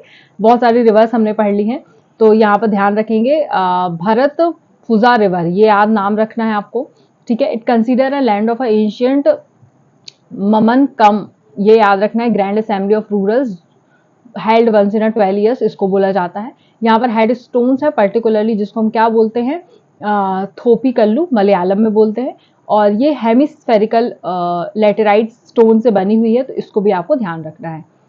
नेक्स्ट वी हैव सुंदरगढ़ का नेचुरल आर्क, ये भी पता होना चाहिए। ये भी जियोलॉजिकल सर्वे ऑफ इंडिया ने इसको डिक्लेयर किया है। नेचुरल आर्क किस एज का है, कनिका एज का है। सुंदरगढ़ फॉरेस्ट डिवीजन उड़ीसा जो आता है, वहां पर आपको देखने के लिए मिलेगा। जो आर्क है वो ओवल शेप के है, अप्रोक्सीमेटली 12 मीटर्स हाइट है इसकी। लार्जेस्ट नेचुरल आर्क है इंडिया की, ये ध्यान होना चाहिए आपको। टू नेचुरल आर्क्स जो हैं वो तिरुमला हिल्स और तिरुपति और अंडमान निकोबार में पाई जाती है, ये भी पता होना चाहिए। नेक्स्ट है हमारे पास शिशुपालगढ़। बेसिकली लैंड माफियाज जो है उन्होंने डैमेज कर दिया इसका बहुत सारा पोर्शन, इसलिए चर्चा में था। अब शिशुपालगढ़ है क्या, कहाँ पर है, भुवनेश्वर में मौजूद है। और 7th to 6th century BCE में इसको बनाया गया था। और ये कैपिटल थी कलिंगा किंगडम की, तो ये पता होना चाहिए। फोर्टिफाइड मतलब कहना चाहिए, अगर इसको फोर्टिफाइड कराया गया 4th और 3rd सेंचुरी BCE में। किसने करवाया था? किंग खारवेला। इनका नाम आप लोग ने पढ़ा है, ठीक है। इसके बारे में क्वेश्चन भी आया है एग्जाम में, तो इसलिए थोड़ा सा इसको अच्छे से पढ़ के चलेंगे। It was important centre of trade and commerce का सेंटर था और सेंट्रली प्रोटेक्टेड मॉन्यूमेंट्स में ये आता है। फिर आता है हमारे पास बायकुलर रेलवे स्टेशन ऑफ मुंबई, इसको पता होना चाहिए आपको। इसको यूनेस्को एशिया पैसिफिक अवार्ड मिला हुआ है कल्चरल हेरिटेज कंजर्वेशन के लिए। 169 ईयर्स ओल्ड रेलवे स्टेशन है, एशिया का ओल्डेस्ट रेलवे स्टेशन है, ये पता होना चाहिए। उसके बाद बायकुलर स्टेशन के अलावा छत्रपति शिवाजी महाराज और वास्तु संग्रहालय म्यूजियम मुंबई का, step wall of Golconda Hyderabad का। नाम कौन कौन से है ये पता होना चाहिए, ठीक है। देन उसके बाद दोमाकोंडा फोर्ट कामारेड्डी का, ये सब भी विनर्स रहे इस अवार्ड में। 2022 के अवार्ड्स हैं। 2000 में ये अवार्ड से रिकॉग्नाइज किया गया था। तो इस समय बोला जाता था कि इस तरह के हम अवार्ड्स देंगे ताकि पब्लिक और प्राइवेट प्रोटेक्शन अच्छे से हो सके। फिर उसके बाद विस्लिंग विलेज, कोंगथोंग विलेज कहते हैं, तो ये MP का है। MP टूरिज्म जो है उन्होंने इसको कहना चाहिए MP presented development reports on Kongthong village in Meghalaya. India का पहला विजलिंग विलेज है जो कि प्राइम मिनिस्टर ने बताया है। कोंगथोंग विलेज जो है ये कहाँ पर आपको देखने के लिए मिलेगा? मेघालय में देखने के लिए मिलेगा, ध्यान रखना है। It is popular as a whistling village due to its unique tradition of Jingrwai Lawbei, इसका नाम है। Meaning of a song of a clans first women. It is tradition under which mothers create a tune of their newborns for their newborns. जैसे कि mummy लोग बच्चों को बुलाती हैं तो यहाँ पे विसिल करके बुलाती हैं, उस पर बेस्ड है ये। उन ट्यून्स को कुछ नाम दिया जाता है। और कोंगथोंग पीपल जो है वो सेंग खासी ट्राइब के बिलोंग करते हैं, ये ध्यान होना चाहिए, और स्पीक करते हैं खासी लैंग्वेज। तो हम बात कर लेते हैं नोबेल प्राइज मिला है, हम बात कर लेते हैं नोबेल प्राइज मिला है यहाँ पर लिटरेचर में, तो हम सबसे पहले उसकी बात कर लेते हैं। तो 2023 का जो नोबेल प्राइज मिला है लिटरेचर में, वो बेसिकली इस अवार्ड को देता कौन है? नॉर्वेनियन ऑथर जो हैं और जो ड्रामेटिस्ट हैं जॉन फॉसी, उनको यहाँ पर ये अवार्ड दिया गया है। तो ये आप लोगों को ध्यान रखना है। उन्होंने एक इनोवेटिव प्ले और कुछ कविताएं लिखी हैं, उसके बारे में उनको नोबेल प्राइज मिला हुआ है। अगर मैं नोबेल प्राइज इन लिटरेचर की बात करती हूँ तो the academy honoured Fosse's body of a work written in Norwegian Nynorsk which includes several plays novels. तो इन्हीं के कहना चाहिए इनकी याद में यहाँ पर ये दिया जाता है। Nynorsk is one of the 2 official languages of Norway, Norway की लैंग्वेज है, उसमें जिसने भी लिखा हुआ है उसको दिया जाता है। बेसिकली यहाँ पर जो अभी रिसेंट प्राइज दिया हुआ है वो किसके दिया हुआ है? फ्रेंच ऑथर एनी एर्निक्स जो है उनको 2022 में मिला हुआ है। और तंजानिया के नॉवलिस्ट हैं एक अब्दुल रज्जाक गुरनाह, उनको 2021 का दिया हुआ है। तो दोनों याद रखेंगे, 22 का किसको मिला और 21 का किसको मिला है नोबेल प्राइज इन लिटरेचर। किन की याद में दिया जाता है ये भी पता होना चाहिए, जॉन फॉसी की याद में यहाँ पर दिया जाता है, ठीक है।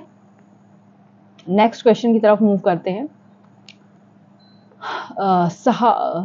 साहित्य अकादमी अवार्ड, ये भी इंपॉर्टेंट हो जाता है साहित्य अकादमी अवार्ड। इसके बारे में भी आपको क्वेश्चन बहुत ज़्यादा देखने के लिए मिलेगा। बेसिकली कौन देता है? मिनिस्ट्री ऑफ कल्चर जो है ये अवार्ड देने का काम करती है। और बेसिकली यहाँ पर किसके लिए अवार्ड ये दिया गया है? तो नाम से ही समझ में आ रहा है साहित्य के क्षेत्र में जिसने बहुत अच्छा काम किया है। लिटरेसी ओनर कन्फर्ड एनुअली और right most outstanding books literacy के केस में। मेजर इंडियन लैंग्वेजेस में बेसिकली जिसने लिखी होती है उसको साहित्य अकादमी अवार्ड से सम्मानित किया जाता है। अब मेजर इंडियन लैंग्वेजेस कौन सी है? हमारी वही 22 भाषा है जो कि 8th शेड्यूल में मेंशन है। देन उसके बाद यहाँ पर इंग्लिश और राजस्थानी लैंग्वेजेस को भी यहाँ पर रिकॉग्नाइज किया गया है कि इनमें लिखते हैं तो भी आप मतलब साहित्य अकादमी अवार्ड आपको मिल सकता है। अगर मैं यहाँ पर बात करूँ तो यहाँ पर आपको एक कॉपर का प्लैक मिलता है और शॉल मिलता है, और यहाँ पर आपको 1 लाख रुपीज़ का अमाउंट मिलता है। साहित्य अकादमी फंक्शन जो है ये ऑटोनोमस ऑर्गेनाइजेशन है, अपने तरफ से काम करती है, और ये society under the society registration act 1860 के तहत इसको रजिस्टर किया गया है। तो ये भी आप लोग ध्यान रखें। नेक्स्ट है हमारा संगीत नाटक अकेडमी अवार्ड, अमृत अवार्ड बोलते हैं इसको।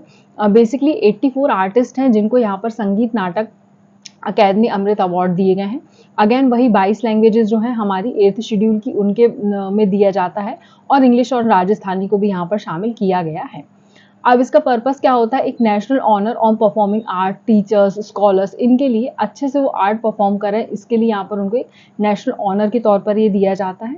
और यहाँ पर आप ध्यान रखेंगे कि जो आर्टिस्ट है उसकी एज होनी चाहिए above 75 years, who have not been accorded any national honour in their career so far, जिसको अभी तक कोई नेशनल ऑनर नहीं मिला है, उनको बेसिकली दिया जाता है। एक वन टाइम अवार्ड होता है संगीत नाटक अकेडमी का, ये ध्यान रखेंगे। इसमें prize money again 1 lakh rupees होती है।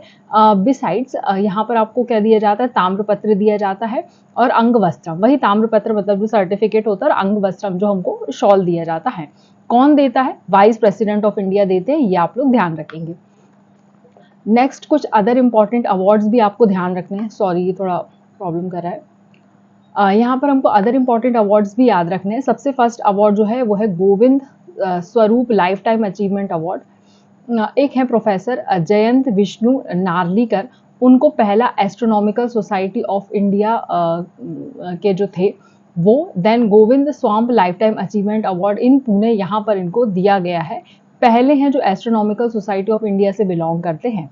ठीक है, ये अवार्ड इस्टेब्लिश किया गया है 2022 में, रीसेंट का है इसलिए इंपॉर्टेंट है, पता होना चाहिए। Golden jubilee year of ASI में इसको रिकॉग्नाइज किया गया है ना।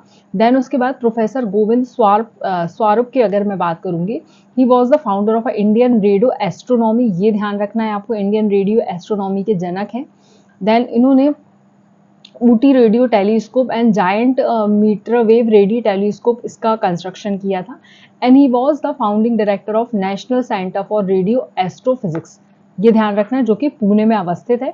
एक one of the strongest early proponent of a square kilometre array, ये भी आपको ध्यान रखना है। देखिए ये चीज़ नहीं भी याद रखेंगे ना, लेकिन फाउंडिंग डायरेक्टर किस चीज़ के हैं ये ध्यान रखना है, वो अवस्थित कहाँ है, पुणे में, ये ध्यान रखना है। और इसके साथ इन्होंने कौन सी 2 चीज़ें कंस्ट्रक्ट करी है ये ध्यान रखना है। ठीक है, ध्यान रखेंगे किसको मिला हुआ है, गोविंद स्वारूप जी को मिला हुआ है। किस मतलब कहना चाहिए, अभी हमारे जो एएसआई है उसके गोल्डन जुबली अवार्ड हुआ उसमें स्टार्ट किया गया है, तो ये आप लोग ध्यान रखें। फिर आपको देखने के लिए मिलेगा Raman Magsaysay award, sorry Raman Magsaysay award देखने के लिए मिलेगा। ये आसाम बेस्ड अवार्ड है। जो हमारे ऑन्कोलॉजिस्ट हैं Ravi Kannan, among the winners of 2023 Ramon Magsaysay award, इन्हों को दिया गया है, तो इनका नाम याद रखना है, रवि कन्नन। ये स्टैब्लिश कब हुआ है, 1957 में। और रमन मैग्सेसे अवार्ड जो है ये Asian version of the Nobel prize कहलाता है, ये ध्यान रखना है आपको। Basically 7th president of Philippines, it is named after 7th president of Philippines, ये ध्यान रखना है, उनका नाम मैग्सेसे था। रमन मैग्सेसे अवार्ड फाउंडेशन जो है इसको ऑनर करती है, और एशिया में हर साल ये अवार्ड दिया जाता है, बेसिकली सोशल कंट्रीब्यूशन अगर आपने किया है तो। फिर आपको इंदिरा गांधी पीस प्राइज ध्यान रखना है। इंदिरा गांधी पीस प्राइज जो है वो disarmament and development of 2023 has been jointly awarded to Daniel Barenboim and Ali Abdul Abu Awad यहाँ पर दिए गए हैं, ये ध्यान रखना है, इनको यहाँ पर अवार्ड्स दिए गए हैं। They have bought together the youth, लोगों को साथ में लेके आए हैं, और कहाँ के लिए, Israel and the Arab world for non violence resolution, ये आप लोग को ध्यान रखना है। इजराइल पैलेस्टीन कॉन्फ्लिक्ट के चलते ये आई है चर्चा में। Basically Indira Gandhi peace prize जो है वो 1986 से दिया जा रहा है by Indira Gandhi memorial trust के द्वारा। इसमें आपको 25 लाख रुपए यहाँ पर दिए जाते हैं, मॉनेटरी अवार्ड। जल्दी से मुझे आप लोग कमेंट सेक्शन में बताइए, क्या जो हमारा भारत रत्न होता है, भारत रत्न जो होता है, क्या वो मॉनेटरी अवार्ड है या नहीं? जल्दी से मुझे कमेंट सेक्शन में लिख के बताएंगे क्या वो मॉनेटरी अवार्ड है या नहीं। नेक्स्ट है हमारे पास Annapurna certificate program. Basically 6 Indian restaurants हैं, उनको वर्ल्ड अवार्डेड अनुपमा सर्टिफिकेट यहाँ पर दिया गया है। ये रिकॉग्नाइज करता है रेस्टोरेंट्स को abroad that promotes Indian culinary, जो भी हमारी कुजीन को, इंडियन कुजीन को फॉरेन में कहीं ना कहीं प्रोत्साहित कर रहे हैं, उनके लिए है। और ये इनिशिएटिव किसका है, Indian council of culture relation का, ICCR का। यह अवार्ड हर साल दिया जाता है। और स्टार्ट कब हुआ था, 1950 में। किसने स्टार्ट किया था, मौलाना अब्दुल कलाम आज़ाद जी ने इसे स्टार्ट किया था। ठीक है, नया है, थोड़ा सा ध्यान रखेंगे। अब हम कुछ ट्राइब्स की बात कर लेते हैं जो चर्चा में थी। बेसिकली उनकी लैंग्वेज यहाँ पर चर्चा में थी, कुई लैंग्वेज चर्चा में थी। तो ओडिशा कैबिनेट ने प्रपोज किया है कि कुई लैंग्वेज को आप 8th शेड्यूल में इंक्लूड कर लो। कुई लैंग्वेज बेसिकली किस फैमिली को बिलोंग करती है, तो द्रविडियन फैमिली ऑफ लैंग्वेज को बिलोंग करती है। बेसिकली जो हमारे कांदा ट्राइब या कौन ट्राइब होते हैं, लार्जेस्ट ट्राइब है जो उड़ीसा का, वो ये लैंग्वेज बोलती हैं। ये उड़िया स्क्रिप्ट यूज़ करती हैं, घुमसई डायलेक्ट पे बात करती हैं। अगर हम 8th schedule of Indian constitution की बात करेंगे तो यहाँ पर आपको पता है कि ऑफिशियली इसमें 22 लैंग्वेजेस शामिल की गई हैं, ठीक है ना।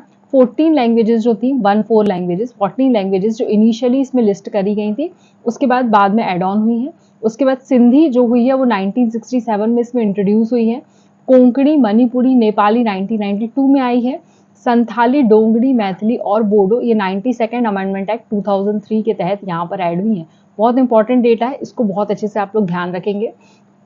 अब देखिए यहाँ पर कुछ हमने ट्राइब्स बता दी आपको कि अगर झारखंड जा रहे हैं तो आपको Sarna followers of a separate religious identity demand, तो यहाँ पर सरना मिल गई।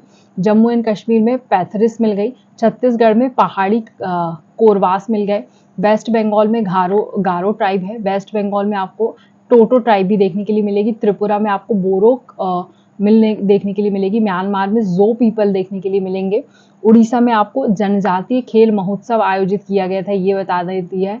आंध्र प्रदेश, उड़ीसा और छत्तीसगढ़ में कोया ट्राइब देखने के लिए मिलेगी। तमिलनाडु और केरला में आपको मुथुवन ट्राइब देखने के लिए मिलेगी, प्रोजेक्ट टाइगर के लिए चर्चा में थी।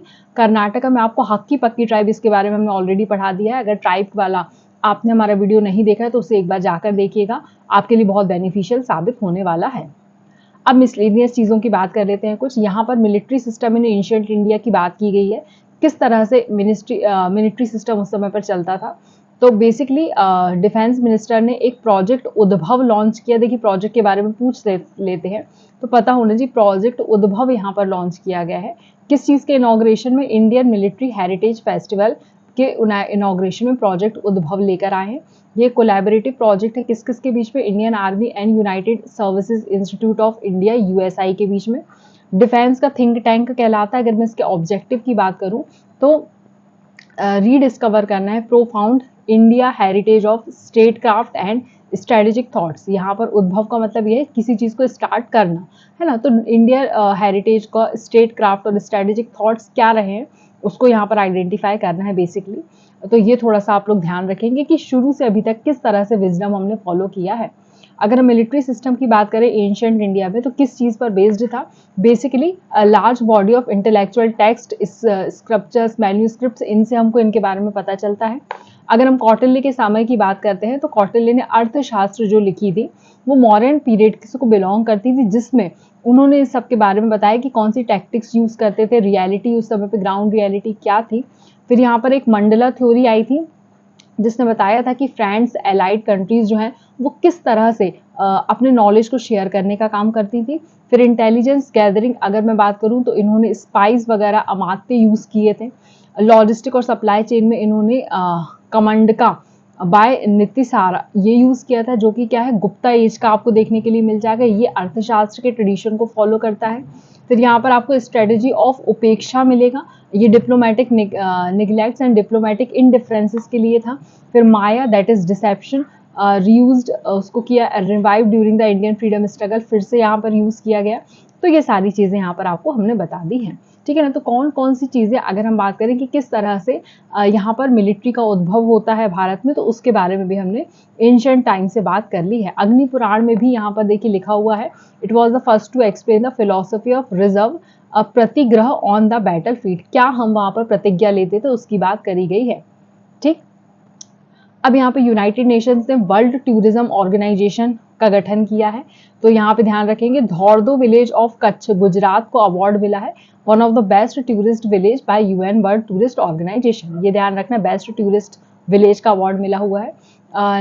ये basically great Rann of Kutch में आपको धौरदो करके एक जगह फेमस देखने के लिए मिलेगी, जो कि होस्ट करता है एनुअल रण उत्सव वाइट डेजर्ट फेस्टिवल। नाम याद रखेंगे, एनुअल रण उत्सव को वाइट डेजर्ट फेस्टिवल कहते हैं।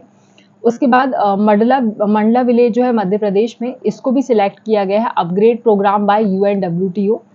रिवर आपको ध्यान रखना है, कर्णावती केन जो है वो इससे फ्लो होती है, इस विलेज से। ये नाम याद रखना है, कौन सी रिवर जाती है? कर्णावती। अगर आपने हमारी विलेज रिवर्स की सीरीज नहीं देखी है तो प्लीज़ उसका लिंक भी मैं आपको डिस्क्रिप्शन बॉक्स में प्रोवाइड कर दूंगी, एक बार वो जाकर भी आप देख सकते हैं। फिर यहाँ पर अगर मैं बात करूँ इस्टेब्लिशमेंट की तो 1975 में इसका इस्टेब्लिशमेंट होता है और ये UN के अंदर एक बॉडी सामने आती है 2003 में। इसके हेडक्वार्टर की बात करूँ तो मैड्रिड स्पेन में। कौन सी organization? United Nations World tourism Organization, ठीक है।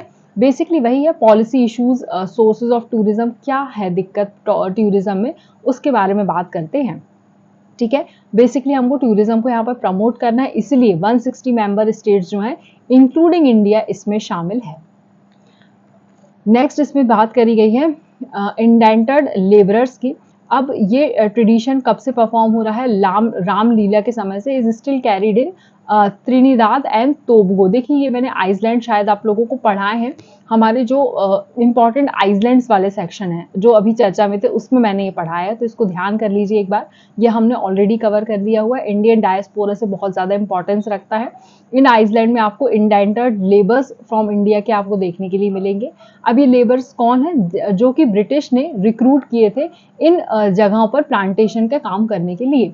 अब वहां से सारी चीजें हट गई हैं, एज ए स्लेव ट्रेड जो है वो एबॉलिश हो गया था 1834 में ब्रिटिश एम्पायर के द्वारा। तो इनको हम फिर बोलते थे गिरी मित्याज, ये याद रखना है, गिरी मित्याज इनको हम बोलते थे। अब जब इनका एबॉलिशमेंट हो गया है तो 1916 में मदन मोहन मालवीय जो थे उन्होंने एक रेजोल्यूशन इसके लिए लेजिस्लेटिव असेंबली में पास किया था कि जो इंडेंटर सिस्टम है इसको भी हमको एबॉलिश करने की जरूरत है। लेटर इनको 1917 में ब्रिटिश गवर्नमेंट ने एबॉलिश कर दिया था।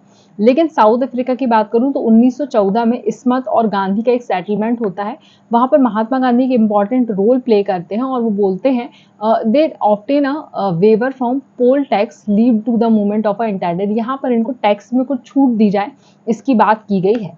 ठीक है, तो किस तरह के लेबर होते हैं, कौन सी दो जगह पाए जाते हैं पता होना चाहिए, त्रिनिदाद और टोबगो, दो जगह याद होनी चाहिए। ठीक है, अब देख लीजिए कुछ फेस्टिवल्स चर्चा में थे, जैसे कि अंबुबाची मेला असम में जो लगता है वो देख लीजिए, मैं आपको दिखा देती हूँ एक सेकेंड।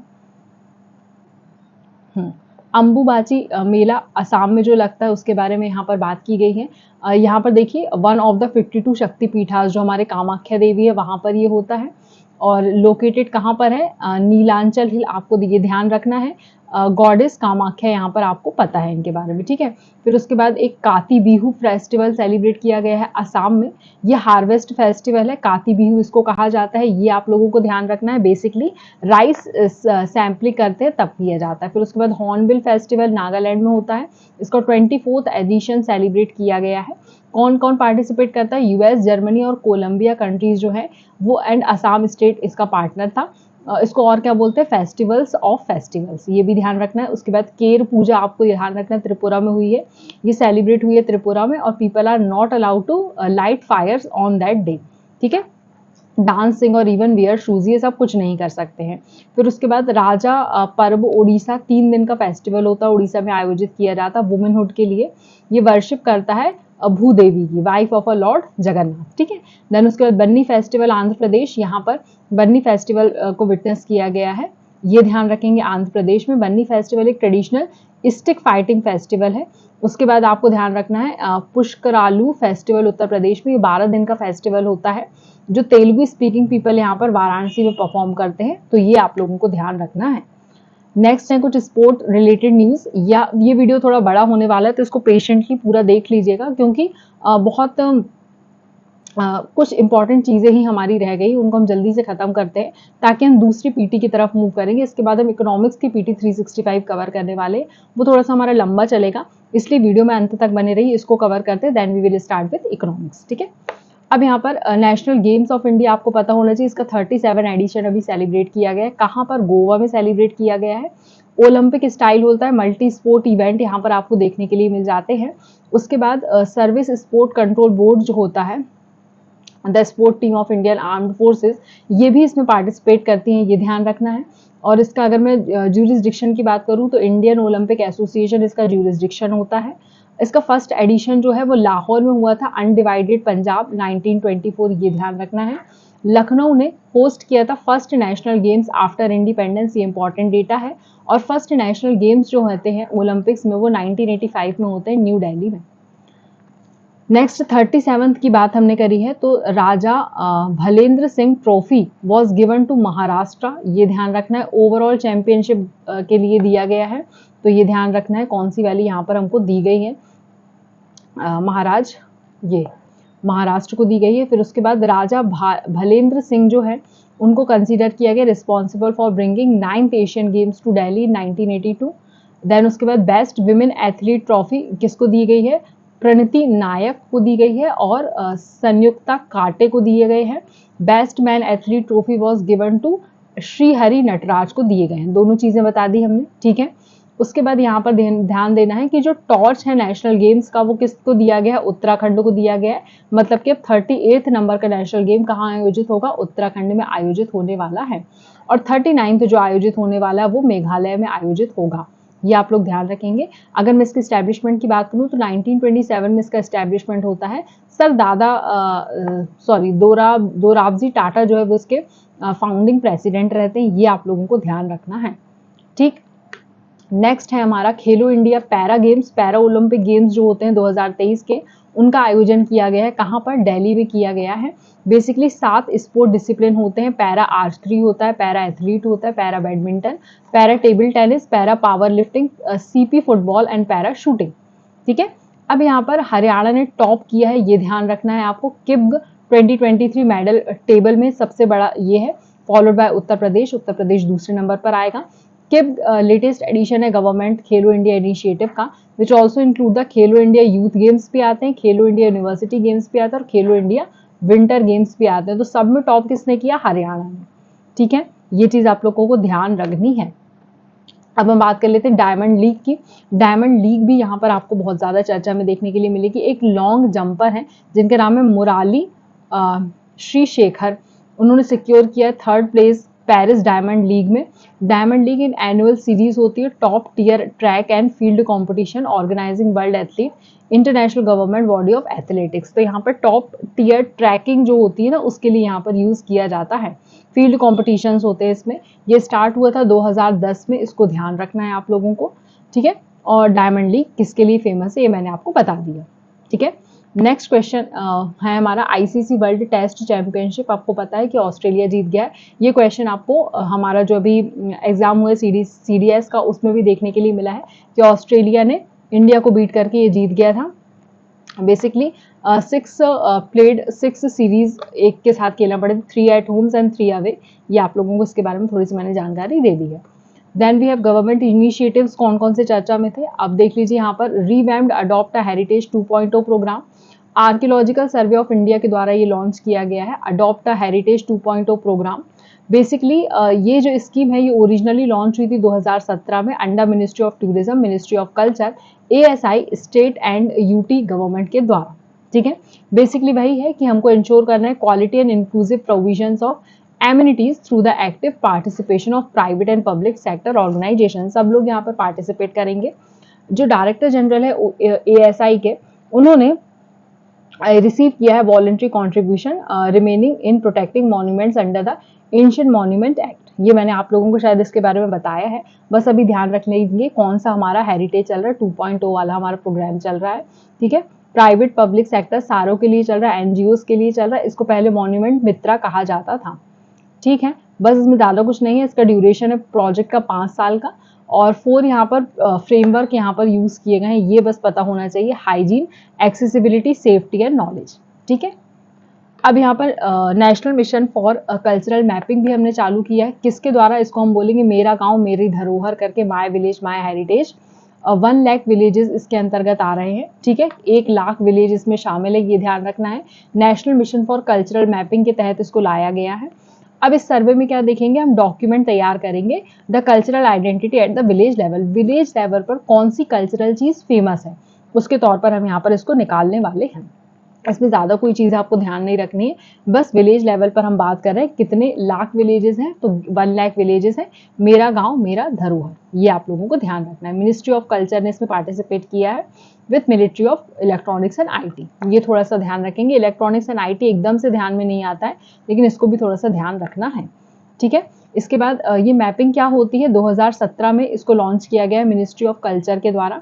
बेसिकली यहाँ पर ये बोला गया है कि एक गाइडेंस रहेगा Indira Gandhi national centre for the arts के द्वारा, जो एक ऑटोनोमस इंस्टीट्यूट है अंडर मिनिस्ट्री ऑफ कल्चर। वो बताएंगे कि हमको किस तरह से टेक्नोलॉजी को यूज करके यहाँ पर कल्चर की मैपिंग करनी है, ठीक है। 3 ऑब्जेक्टिव्स अगर मैं बात करूँ तो उनका मिशन, अगर मैं बात करूँ तो नेशनल कल्चर अवेयरनेस है, फिर यहाँ पर national artist talent hunt programme भी लॉन्च किया जाता है, नेशनल कल्चरल वर्क प्लेस भी लॉन्च किया जाता है। तो ये 3 चीज़ें हमको ध्यान रखनी है। पहला है नेशनल कल्चर अवेयरनेस अभियान, nationwide artist talent hunt programme और नेशनल कल्चरल वर्क प्लेस। ठीक है, ये चीज़ें आप लोग को ध्यान रखनी है। थोड़ा सा ये कहना चाहिए बहुत डीप में है, लेकिन हमको बहुत डीप में नहीं पढ़ रहा, टू द पॉइंट हम चीज़ें पढ़ते चलें, काफ़ी है। कुछ जियोग्राफिकल इंडिकेशंस है यहाँ पर मैंने आपको दे दी है, इसको एक बार आप देख सकते हैं। यहाँ पर जैसे कि उत्तर प्रदेश के लिए आपको जेलसर मेटल क्राफ्ट है, ट्रेडिशनल अत्तर प्रोडक्शन है, अदर रिसेंट जीआई टैग्स भी जो इसके यहाँ पे मिले हैं, अमरोहा ढोलक, ये मैंने आपको पढ़ाया है, Baghpat home furnishing, Manipuri Tarkashi, Kalpi handmade paper, ये सारे आपको उत्तर प्रदेश के हैं। ठीक है, हम कर्नाटका की बात करेंगे तो कारी इशाद मैंगो और लंबानी एम्ब्रॉयडरी पैचेस देखने के लिए मिलेंगे। राजस्थान का उदयपुर कॉफ्तगिरी मेटल क्राफ्ट देखने के लिए मिलेगा। फिर बीकानेर का कशीदाकारी क्राफ्ट देखने के लिए मिलेगा। जोधपुर का बंधेज क्राफ्ट और बीकानेर का उस्तकाला क्राफ्ट आपको देखने के लिए मिलेगा। ठीक है, इसको थोड़ा सा डिटेल में आप लोग पढ़ लीजिएगा, मैंने आपको पूरा डिटेल यहाँ पर दे दिया हुआ है। मनकुरांत मैंगो आपको ये भी देखने के लिए मिल जाएगा। गोवा में गोआन बेबिकना एंड गोआन कैश्यू, ये भी देखने के मिलेगा गोवा का। तमिलनाडु का मट्टी बनाना सैगो, सब देखिए मैंने प्रोवाइड कर दिए ना। उदानगुड़ी करके है, मना मदुराई पॉटरी, ये तमिलनाडु की है। छत्तीसगढ़ का नागरी दुबरेज राइस, असम का जोहो राइस, और मेघालय का लोकाडोंग टर्मरिक, गारो दकमांडा, लरनाई पॉटरी, गारो चुबिच्ची, लद्दाख का सी बुकथ्रोन, और अरुणाचल का अरुणाचल याक चरपे। उत्तराखंड की बहुत सारी चीज़ें आई थी, तो ये पता होना चाहिए। काला भात आ गया, बुरांस आ गया, बिच्छू बूती फैब्रिक आ गया, चमोली वुडन रमन मास्क आ गया, और कुछ अदर भी यहाँ पर दिए हुए, उनके नाम मैंने आपको बता दिए। इस बार पढ़ लीजिएगा, गो थ्रू कर लीजिएगा। कुछ इंपॉर्टेंट न्यूज़ भी चर्चा में थी, जैसे कि होमो नलेदी करके है, एक new evidence suggested that homo naledi N extinct human species. Homo naledi क्या है? ह्यूमन स्पीशीज है, एक्सटिंक्ट है, वो बरीड कही गई है, डेथ मतलब डेड उनको बरीड किया हुआ है, उनका केव मिला हुआ है। ये ब्यूरियल जो है वो ओल्डर है होमोसेपियन से भी, कितना? एटलीस्ट 1 लाख ईयर्स, हमसे भी बहुत पुराना है। होमो नलेदी के बारे में अगर मैं बात करूं, दे वॉक्ड फुल्ली अपराइट, बिल्कुल सीधा खड़े होकर चलते थे, and had hands that were similar two hours, shoulders were built for climbing, and teeth were shaped like that of the older primates.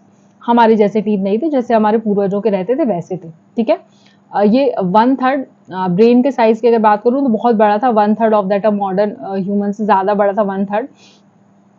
तो ये सारे इनके बारे में आपको पता होना चाहिए। उसके बाद विमेन औधुवर करके एक आया है, ये तमिलनाडु ने अपॉइंट किया है, वुमेन औधुवर इन टेम्पल्स। यहाँ पर वुमेन औधुवर्स को अपॉइंट किया गया है टेम्पल्स में, तमिलनाडु ने। ये service of lord Shiva by singing the praises from Tirumurai in Shaivite temple, जो है शैविज्म के टेम्पल्स है, वहां पर भक्ति करने के लिए शिव जी की यहाँ पर इनको बिठाया जाएगा। तिरुमुराई जो है वो 12 वॉल्यूम कंपेडियम ऑफ सॉन्ग्स है, जो भी इन्हीं सॉन्ग्स को यहाँ पर गाया जाएगा, इसको आपको पता होना चाहिए। इसमें यहाँ पे बोला गया है फर्स्ट 7 जो इसमें बातें हैं, मतलब स्तुतियां हैं, हम ऐसे बोल सकते हैं, उनको बोलते हैं तेवारम। ये थोड़ा सा ध्यान रखेंगे। ये 3 इंपॉर्टेंट नयनार संत हैं, सुंदरा, संबंदर और अपार, उन्होंने लिखे हुए हैं। ये बहुत इंपॉर्टेंट डिटेल्स हैं, तो वुमेन औधुहार आपको ध्यान रखना है। ठीक है, मनी काव सागर कंप्लीटेड द 8th बुक, 8वीं बुक इन्होंने लिखी है। इसका 9वां जो एडिशन है वो तोती थीराम ने लिखा है। उसके बाद 10वां जो एडिशन है वो तिरुमुलार ने लिखा है। 11th एडिशन जो है वो नंबी अंदर ने लिखा हुआ, 12th जो है वो पेरियार पुरमन ने लिखा है, को बोलते हैं। ठीक है, तो ये आप लोगों को ध्यान रखना है, किसको क्या कहा जाता है, किसने किसको लिखा है, बहुत इंपॉर्टेंट है, एग्जाम की सब पर्सपेक्टिव से बहुत इंपॉर्टेंट है। फिर उसके बाद बाली यात्रा आप लोगों ने पढ़ा होगा, एक कार्तिक पूर्णिमा के दिन ये होती है। एशिया की largest open air annual trade होता है बाली यात्रा जिसको कहते हैं। कहाँ पर आयोजित होती है? Bank of a Mahanadi river in Orissa. ठीक है, इसके बारे में आप सभी को जानकारी है, तो मुझे नहीं लगता कि यहाँ पर मुझे इसमें डिटेल में बताना पड़ेगा। बेसिकली बाली यात्रा क्या है? एक हिस्टोरिकल टाइज है बाली इंडोनेशिया के साथ और उसके रिच कल्चर के साथ भारत की। ठीक है, इन्हीं के बारे में बात करें, ज्यादा हमको चीजें नहीं पढ़ना है। किस लेजेंड से एसोसिएटेड है? तो तापोई करके है, which reminds the tradition memories of a young मैडन waiting for the return of her seller brother. ठीक, देन उसके बाद यूनेस्को 2023 प्रिक्स वर्सिलीज करके हुआ था, ये थोड़ा सा इसके बारे में देख लेंगे। बेसिकली जो हमारा इंटरनेशनल एयरपोर्ट है बेंगलुरु का, कर्नाटका का, उसको ऑनर किया गया यूनेस्को 2023 प्रिक्स वर्सिलीज थे, सो इसको आप लोगों को ध्यान रखना है। वर्ल्ड का मोस्ट ब्यूटीफुल एयरपोर्ट इसको बोला गया है। ये स्टार्ट हुआ था 2015 से और ये आर्किटेक्चरल अवार्ड है, तो ये आप लोगों को पता होना चाहिए, ठीक है। इसमें और डिटेल्स हमें नहीं पढ़नी। फिर उसके बाद अभिलेख पटल एक लॉन्च किया गया, नेशनल आर्काइव्स ऑफ इंडियंस, एनएआई ने इसके रेफरेंस मीडिया और डिजिटाइज कर दिया, इंटरनेट पे कलेक्ट कर सकते हैं आप इसको। और इन्होंने जो एनएआई का इनिशिएटिव लिया है, ये आर्काइवल रिकॉर्ड अवेलेबल है सारे लोगों के लिए, और एनएआई जो है ये अटैच्ड ऑफिस है मिनिस्ट्री ऑफ कल्चर के अंतर्गत। देन वी हैव जतन करके है, एक वर्चुअल म्यूजियम बिल्डर है। जतन क्या है? वर्चुअल म्यूजियम बिल्डर है, digital collection management system for Indian museums के लिए, ठीक है। म्यूजियम्स का डेटा हमको कलेक्ट करना है, सीडेक की सहायता से बनाया गया। मैंने अपने करंट अफेयर्स के सेशन में आप लोगों को अच्छे से पढ़ाया है।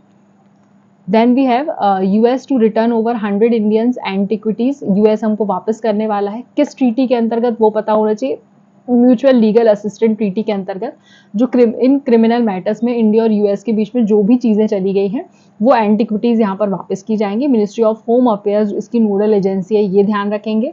ये एक्ट आया कब था? 1972 में, antiquities and art treasure act, AATA करके ध्यान रखेंगे, 1972 में आया था।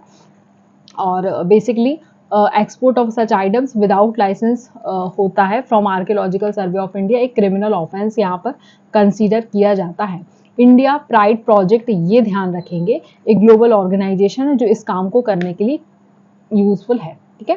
देन उसके बाद ग्लोबल बुद्धिस्ट समिट हुआ है 2023, ये कहाँ पर आयोजित किया गया? न्यू दिल्ली में आयोजित किया गया है मिनिस्ट्री ऑफ कल्चर के द्वारा। बस थोड़ी थोड़ी चीजें इसमें ध्यान रखना, ज्यादा नहीं। बोला गया है कि Buddhism in India soft power strategy से काम करेगा। तो यहाँ पर हमारा पीटी 365 आज समाप्त होता है। पीटी 365 का बेसिकली हमने आर्ट एंड कल्चर वाला खत्म कर लिया है, हमने इसे 6 सेक्शंस में किया है। अगर आपने कोई भी एक आध सेक्शन मिस कर दिया तो प्लीज एक बार जाकर देख लीजिए, पूरा हमने पीटी यहाँ पर कवर करवाया हुआ है। नेक्स्ट पीटी जो हम स्टार्ट करेंगे वो हमारा इकोनॉमिक्स का होगा, और बहुत जल्दी आपके लिए बहुत दूसरे अच्छे अच्छे वीडियोज भी आने वाले हैं। तो मेक श्योर करें कि चैनल को आप लाइक सब्सक्राइब जरूर करके रखें और वीडियो को अपने दोस्तों के साथ शेयर करिए। धन्यवाद।